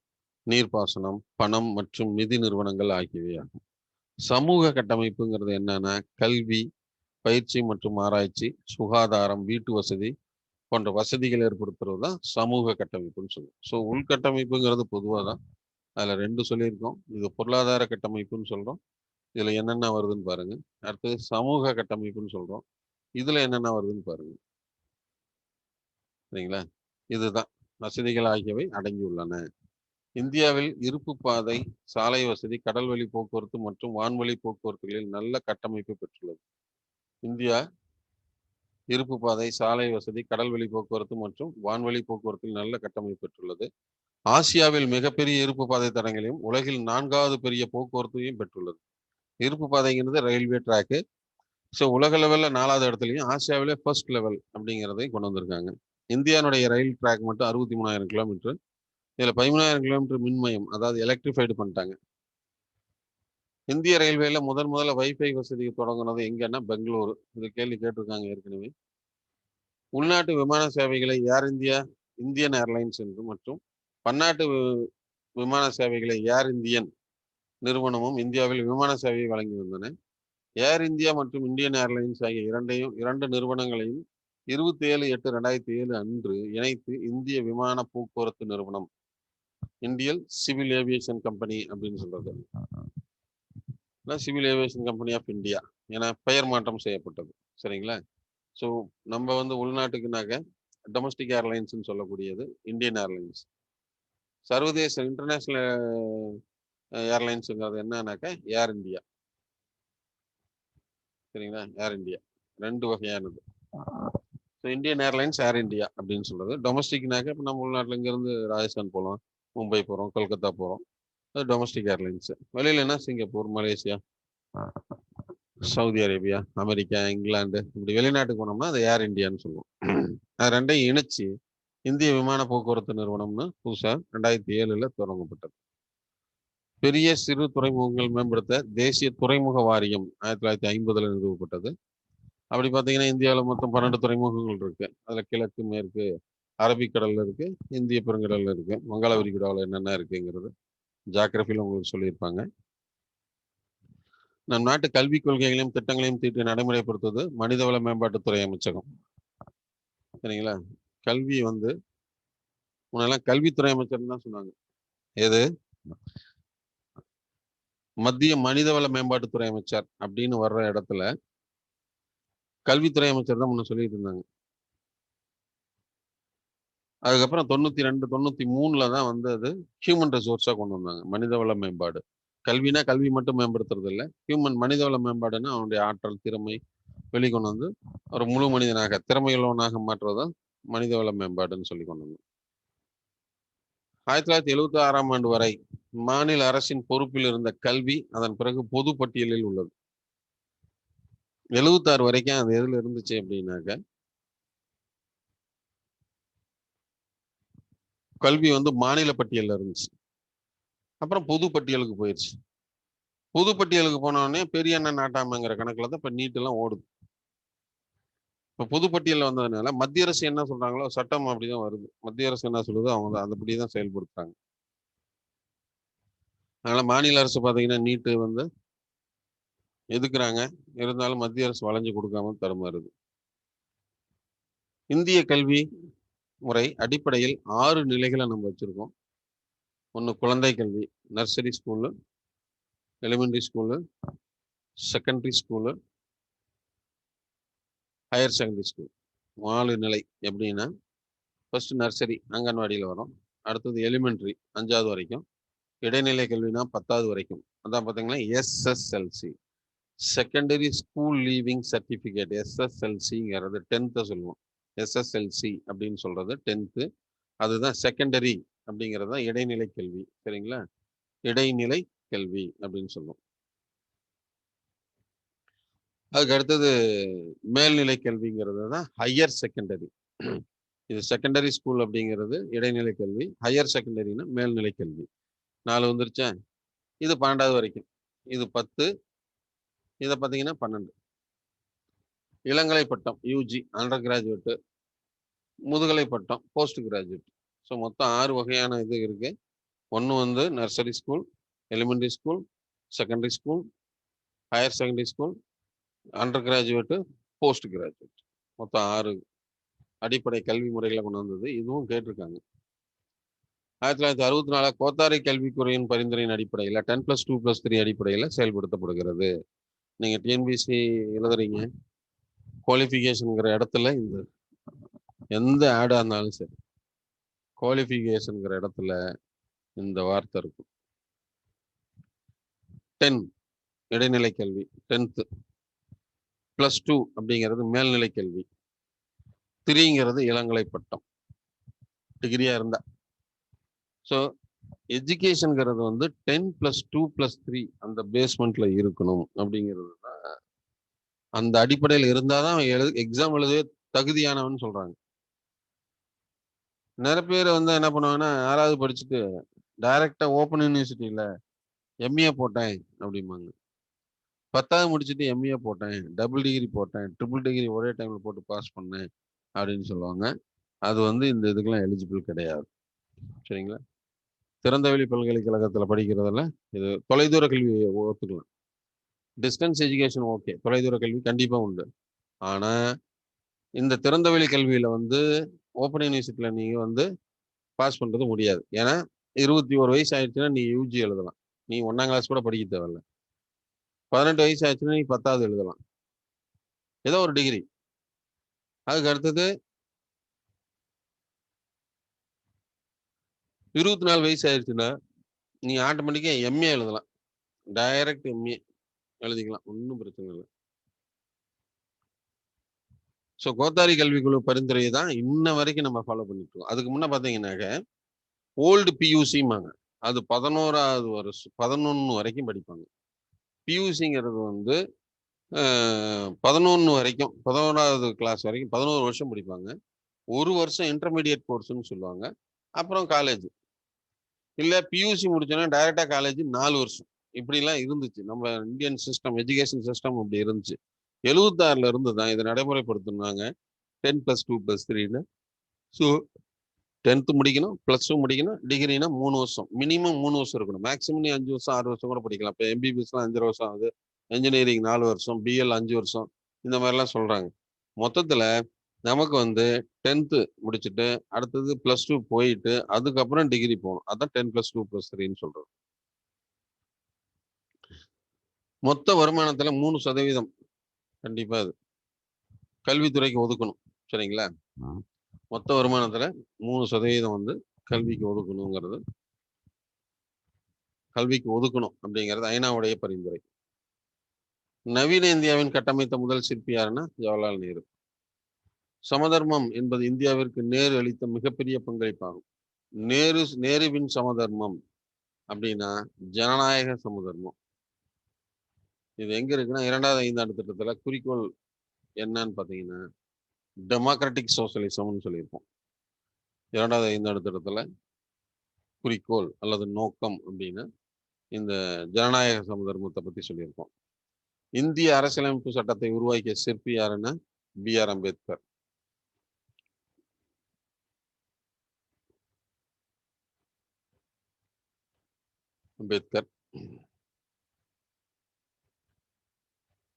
பழங்கால இந்திய வர்த்தகம் மற்றும் ரூபாயின் பிரச்சனைகள், அதன் தோற்றம்,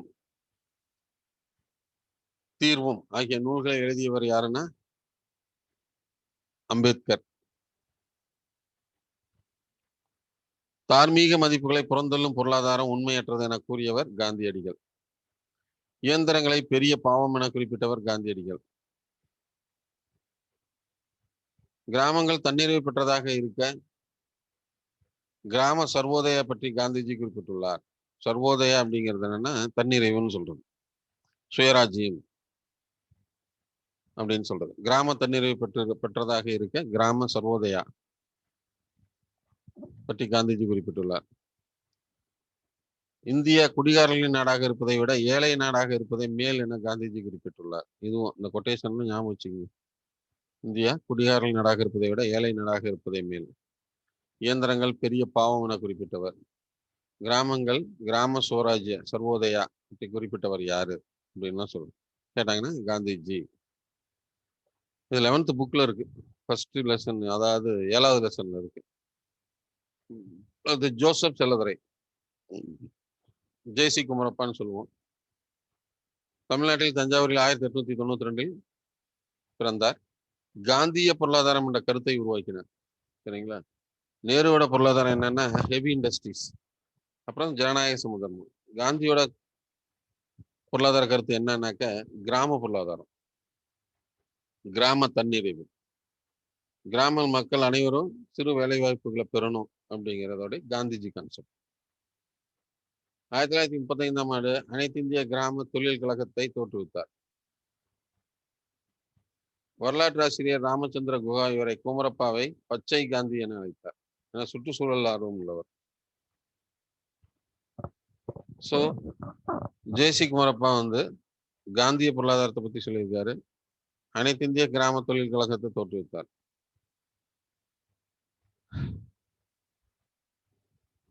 அதுக்கடுத்து இந்தியாவின் அறிவியல் முறைப்படி தேசிய வருமானத்தை கணக்கிட்டவர் யாருன்னா BKRV Rao. First national income வந்து ஒரு சயின்டிபிக்கா கால்குலேஷன் போட்டது யாருன்னா VK ராவ். இவர் கீன்ஸோடைய மாணவர்.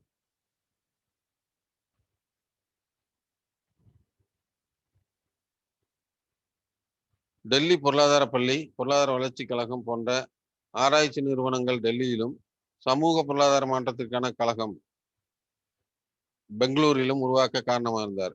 Delhi school of economics, economic development mission அல்லது கழகம், இதெல்லாம் உருவாக்க காரணமாக இருந்தவர் யாருன்னா VKRV ராவ். 1998ஆம் ஆண்டு பொருளியலுக்கான நோபல் பரிசு பெற்றவர் யாருன்னா அமர்த்தியா சென்.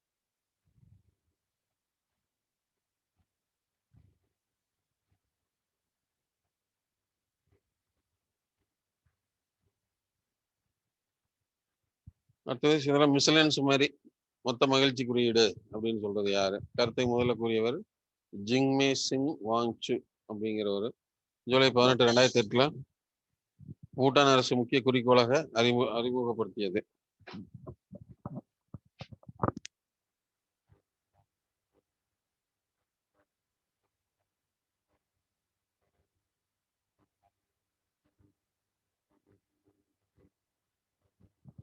ஜூலை 18, 2008 பூட்டான் நாட்டில் மொத்த மகிழ்ச்சி குறியீடு அப்படிங்கிறத ஒன்று அறிவிக்கிறாங்க.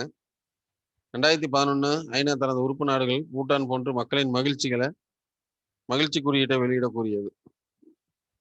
அதுக்கு என்னென்ன குறியீடுகள்னா நீடித்த சமமான பொருளாதார வளர்ச்சி, சுற்றுச்சூழல் பாதுகாப்பு, கலாச்சார மேம்பாடு, சிறந்த நிர்வாகம், இதெல்லாம் இது கடைபிடிச்சீங்கன்னா மொத்த மகிழ்ச்சி குறியீடு தானாக வரும் அப்படிங்கிறது தான் அவர் சொன்னது.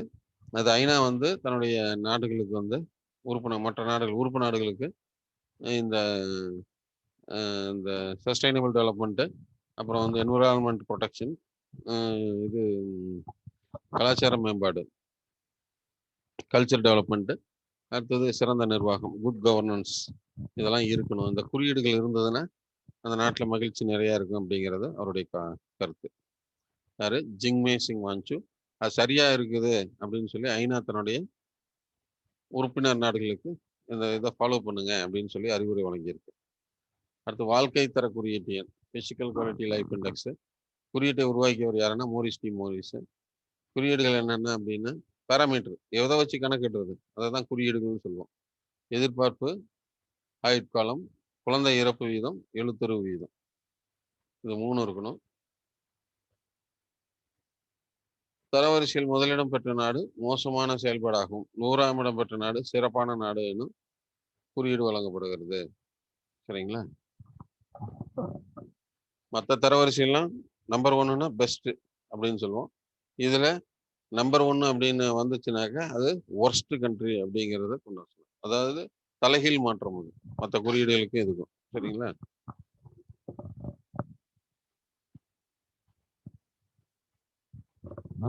அடுத்தது இந்திய தொழில் புரட்சி.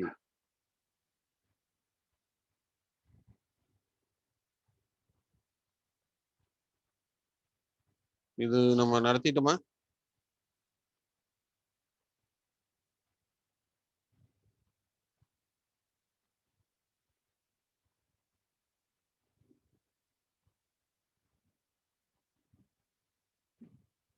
ஓகே.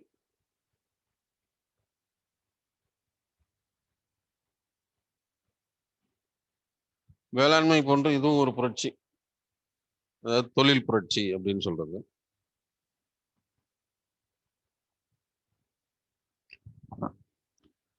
இந்திய அரசின் பொதுத்துறை நிறுவனங்களின் தந்தை அப்படின்னா யாருன்னா டாக்டர் கிருஷ்ணமூர்த்தி. இந்திய அரசு பொதுத்துறை நிறுவனங்களின் தந்தை அப்படின்னா டாக்டர் கிருஷ்ணமூர்த்தி. அதாவது அரசு பொதுத்துறை நிறுவனங்களின் தந்தை அப்படின்னா கூட டாக்டர் கிருஷ்ணமூர்த்தி தான். நம் நாட்டின் பொருளாதார வளர்ச்சி என்பது தொழில் மயமாவதை சார்ந்திருக்கிறது. இந்தியா ஆசியாவின் 3வது பெரிய பொருளாதார நாடாகவும் உலகில் 7வது பெரிய பொருளாதார நாடாகவும் உள்ளது. ரொம்ப முக்கியம். இந்தியா ஆசியாவின் 3வது பெரிய பொருளாதார நாடாகவும் உலகில் 7வது பெரிய பொருளாதார நாடாகவும் உள்ளது. உலக மொத்த உற்பத்தியில் இந்தியா 2.99 அதாவது 3% பெற்றுள்ளது.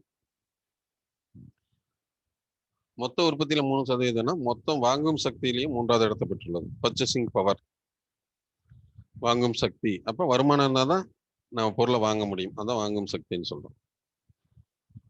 முதல் தொழில் கொள்கை.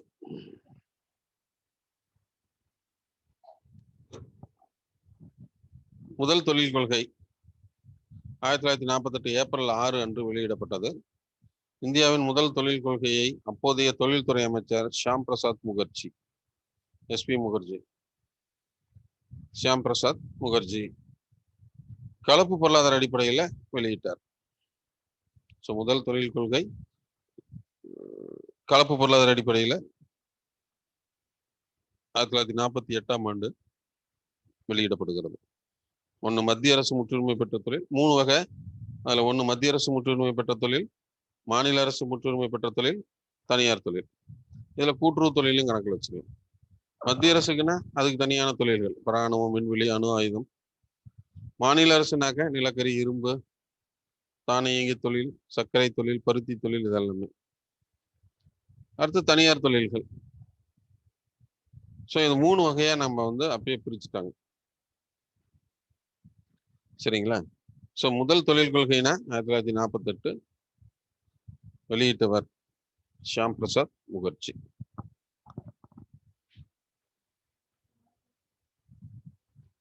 அடுத்தது 2வது தொழில் கொள்கை 1956 இந்திய தொழில் கொள்கையின் மேக்னா கர்ட்டா என அழைக்கப்படுகிறது.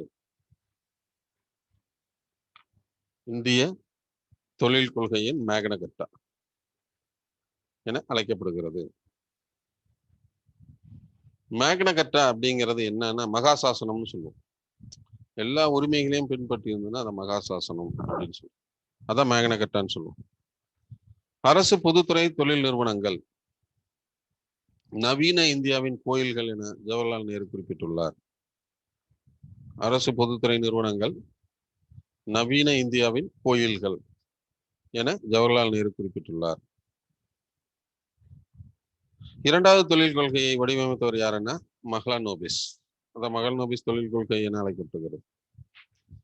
இவர் ABC என 3 நிலைகளாக பிரித்தார். ஏனா மத்திய அரசு தொழில்கள், பீனா மாநில அரசு தொழில்கள், சீனா தனியார் துறை தொழில்கள். அதேதான் அவர் மத்திய முற்றுரிமை பெற்ற தொழில், இவங்க மாநில முற்றுரிமை பெற்ற தொழில், தனியார் கூட்டுறவு தொழில்கள் அப்படின்னு இருந்துச்சு. இதுல அவங்க மத்திய அரசு தொழில்கள், மாநில அரசு தொழில்கள் தனியா பிரிச்சிருக்காரு. அவ்வளவுதான். ஸோ இந்த 2 தொழில் கொள்கை தான் அடிப்படையில வலுவானது. ஒன்று முதல் தொழில் கொள்கை, 2வது தொழில் கொள்கை அப்படின்னு சொல்லக்கூடியது. அதுக்கப்புறம் 1969ஆம் ஆண்டு தொழில் உரிமை பற்றி ஆராய்வதற்காக கொண்டு வரப்பட்ட கொள்கை தான் 69ஆம் ஆண்டு தொழில் கொள்கைன்னு சொல்லுவோம். அப்பெல்லாம் லைசன்ஸ் இருக்கணும். ஒரு இண்டஸ்ட்ரி தொடங்குறோம்னா கண்டிப்பா லைசன்ஸ் வாங்கணும். குறிப்பிட்ட அந்த மொனோபொலிஸ்டிக் MRTP சட்டம்னு சொல்லுவோம். அந்த சட்டம் நடைமுறைப்படுத்தியிருப்பாங்க.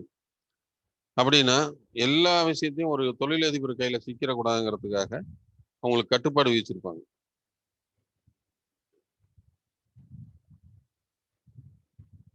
அதுல முக்கியமானது என்னன்னா எப்ப வேணாலும் நேஷனலைசேஷன் பண்ணிடுவாங்க இண்டஸ்ட்ரியை. அதுதான் அந்த MRTP சட்டம்னு சொல்லுவோம். MRTPங்கிறது தொழில் உரிமம், லைசன்ஸ் வாங்கணும். தொழில் உரிமம் பற்றி ஆராய்ந்த குழு யாருன்னா தத்து. ஃபர்ஸ்ட் ஹசாரி குழு இருந்தது, அதுக்கப்புறம் தத்து குழு பரிந்துரையில முற்றுரிமை வணிக கட்டுப்பாட்டு சட்டம் அப்படின்னு கொண்டு வந்தாங்க. இதைத்தான் தொழில் உரிமம்னு சொல்லுவோம், இண்டஸ்ட்ரியல் லைசன்ஸ் அப்படின்னு சொல்லுவாங்க. 25 கோடிக்கு மேல் முதலீடு செய்யும் நிறுவனங்கள் அரசிடம் தொழில் உரிமம் பெற வேண்டும். ஃபர்ஸ்ட் அது வரும் பொழுது 69ல கொண்டு வரும் பொழுது 25 கோடிக்கு மேல யாராவது முதலீடு செய்யறாங்க அப்படின்னா கண்டிப்பா அரசுடைய லைசன்ஸ் வாங்கணும். அப்புறம் 50 ஆச்சு, 100 ஆச்சு, 200 ஆச்சு. 91ல அதை சுத்தமா எடுத்துட்டாங்க, எம்ஆர்டிபியே இல்லை இப்ப. ஸோ இந்த தொழில் உரிமத்துக்காக கொண்டு வரப்பட்டதுதான் இந்த 69ஆம் ஆண்டு தொழில் கொள்கை. அடுத்தது 1973ஆம் ஆண்டிற்கான தொழில் கொள்கை.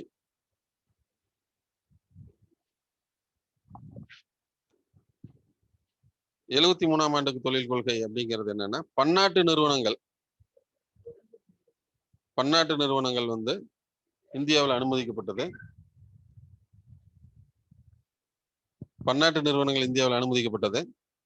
அதனால பன்னாட்டு நிறுவனங்கள் வருகின்ற பொழுது அந்நிய செலாவணி பிரச்சனை வந்துச்சு. 73ஆம் ஆண்டு அந்நிய செலாவணி கட்டுப்பாட்டு சட்டம் கொண்டு வந்தாங்க. அதுக்காக ஒரு தொழில் கொள்கை, அதான் அது அந்நிய செலாவணி கட்டுப்பாட்டு சட்டம்னு சொல்லுவோம், ஃபாரின் எக்ஸ்சேஞ்ச் ரெகுலேஷன் ஆக்ட். இத அந்நிய செலாவணி மேலாண்மை சட்டமாக 1999ல மாற்றம் செய்யப்பட்டது. சரிங்களா, இதுதான் இங்க கொடுத்துருக்கோம். ஃபெரா சட்டத்தை ஃபெமா என 1999ஆம் ஆண்டு மாற்றம் செய்யப்பட்டது. ஏன்னா அதுக்கு ஃபாரின் எக்ஸ்சேஞ்ச் வந்து ஆர்பிஐ மட்டும்தான் ஹேண்டில் பண்ணணும், இல்லைன்னா ஆர்பிஐ ஆத்தரைஸ்டு பர்சன் மட்டும்தான் ஹேண்டில் பண்ணணும். எல்லாரும் ஃபாரின் எக்ஸ்சேஞ்ச் வச்சிருக்க கூடாது. அமெரிக்க டாலர் வருதுன்னா அதை கொண்டு போய் எங்க மாற்ற முடியும்? நம்ம ஊர்ல கொடுத்தாலும் வாங்க மாட்டாங்க. அதனால அது வந்து அமெரிக்க டாலர் நம்ம கையில இருந்ததுன்னா அதை கொண்டு போய் ஆர்பிஐல கொடுத்துட்டு அதுக்கு உண்டான கரன்சியை, இந்தியன் கரன்சியை நம்ம வாங்கிக்கலாம். அதுதான் ஃபாரின் எக்ஸ்சேஞ்சுன்னு சொல்லுவோம். ஸோ அதை கையாளுவதற்காக கொண்டு வரப்பட்டது தான் இது ஃபாரின் எக்ஸ்சேஞ்ச் ரெகுலேஷன் ஆக்ட்னு சொல்லுவோம். அடுத்து மேஜரா கொண்டு வந்தது 48, 56க்கு அப்புறம் மேஜரா கொண்டு வந்தது அந்த 91ஆம் ஆண்டு தொழில் கொள்கை. இந்த தொழில் கொள்கையில மிக ஈஸியா ஒரு கேள்வி கேட்கணும்னா, இந்த 1991ஆம் ஆண்டு புதிய தொழில் கொள்கை இதை பத்தி தான் கேட்பாங்க. இந்த புதிய தொழில் கொள்கை எந்த ஆண்டு நடைமுறைக்கு வந்ததுன்னு கேட்பாங்க.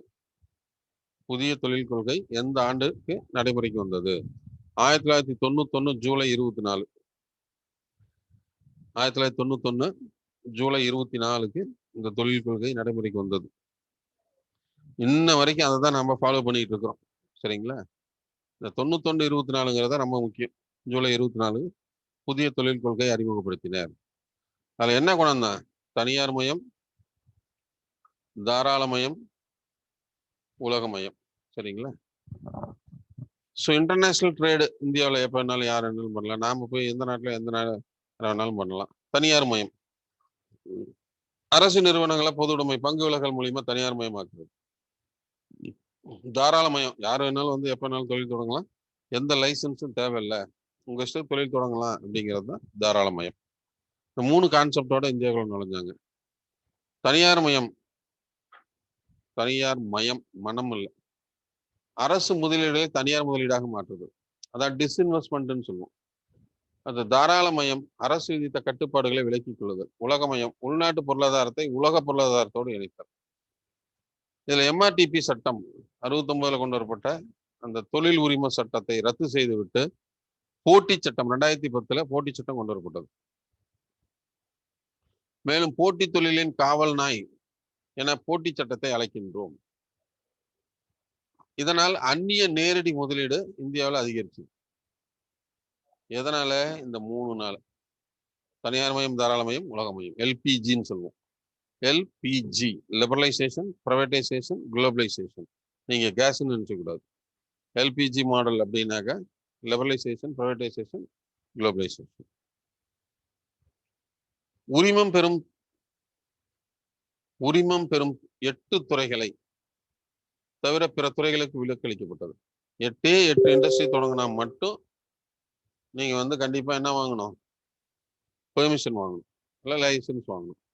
அதில் என்னன்னா ஆல்கஹால் தயாரிப்பு, சிகரெட் தயாரிப்பு, மதிப்பூட்டப்பட்ட புகையிலை, டொபாக்கோ ஐட்டம்ஸு, மின்னணு பொருட்கள், பாதுகாப்பு தளவாடங்கள், வெடிபொருட்கள், தீப்பெட்டி தொழிற்சாலைகள். இந்த இதுக்கு மட்டும் நீங்க கம்பல்சரி பர்மிஷன் வாங்கணும், லைசன்ஸ் வாங்கணும், under the control of central கவர்மெண்ட்ல நீங்க இருக்கணும். இதுதான் மிக முக்கியமானது இதுல. சரிங்களா? ஸோ 91 தொழில் கொள்கை மிக முக்கியமானது. இந்த டாபிக்ல கேள்வி ஈஸியா கேட்கணும்னா இது ஒன்றும் கேட்டுரும். 1991 ஜூலை 24. யாரு கொண்டு வந்தாங்க? பிரதமர் நரசிம்மராவ்.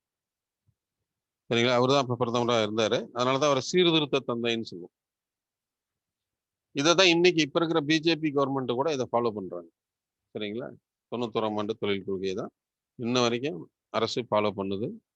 யார் வேணாலும் முதலீடு தொடங்கலாம், யார் வேணாலும் இந்தியாவில் தொழில் தொடங்கலாம், எப்ப வேணாலும் முதலீடு பண்ணலாம், அவங்களுக்கான சலுகைகள் வழங்கப்படும்.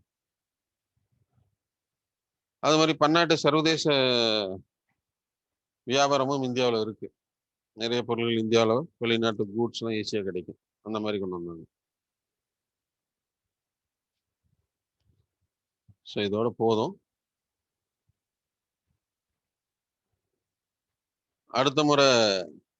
அடுத்த கிளாஸ்ல மீதி பேலன்ஸு நம்ம பார்க்கலாம். சரிங்களா? அதுதான் இது நடத்தினா கிட்டத்தட்ட முடிஞ்சிடும் உங்களுக்கு. அதுக்கடுத்து 8th யூனிட் தான் இருக்கு. அதுக்குள்ள ஏதாவது ஃபைனலைஸ் ஆயிரும். அதுக்கப்புறம் புக் வைஸ் ரிவிஷன் போனோம்னா நமக்கு இன்னும் ஒரு கிளாரிட்டி கிடைக்கும். இதெல்லாம் பார்க்கணும் அப்படின்னாக்கா நீங்க 11th புக்ல இருக்கு பாருங்க. ஏதாவது டவுட் இருந்தானே கேளுங்க.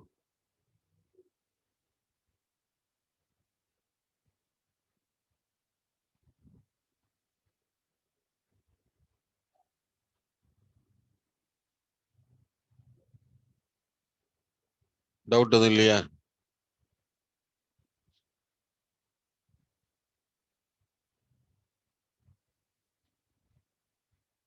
டவுட் எதுவும் இல்லையா?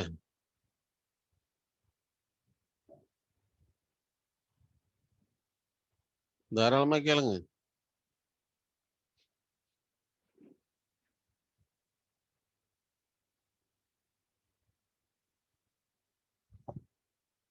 சரி, ஓகே. அடுத்தது பேங்க் வேணா படிச்சுட்டு வாங்க. ஒரு 10 கொஸ்டின் டெஸ்ட் வைக்கலாம் அடுத்த கிளாஸ்ல.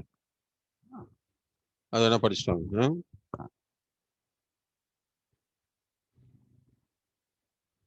அதான் பேங்க்ல படிச்சுட்டு வாங்க. அதில் அப்புறம் இந்த வாரம் 18ஆம் தேதி உங்களுக்கு எக்கனாமிக்ஸ் டெஸ்ட் இருக்கு. 12th புக்கில் கொடுத்துருக்கோம். என்ன தெரியுமோ அதில் பார்த்துட்டு வாங்க. இந்த இதில் முடிஞ்சதுன்னா டெஸ்ட் முடிஞ்சாட்டி 12th புக்கில் இருந்து நம்ம ரிவிஷன் போகலாம். புக்கில் என்னென்ன பார்க்கலாம், எப்படி படிக்கலாம் அப்படிங்கிறத டிஸ்கஸ் பண்ணலாம்.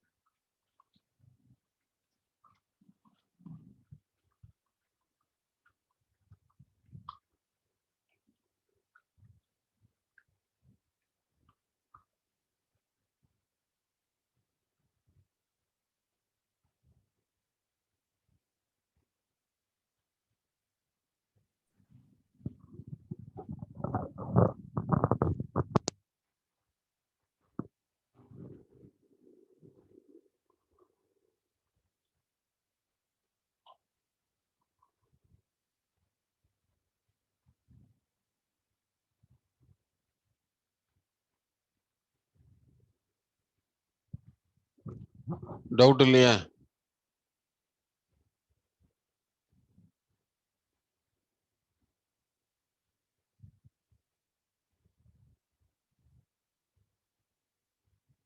ஓகே.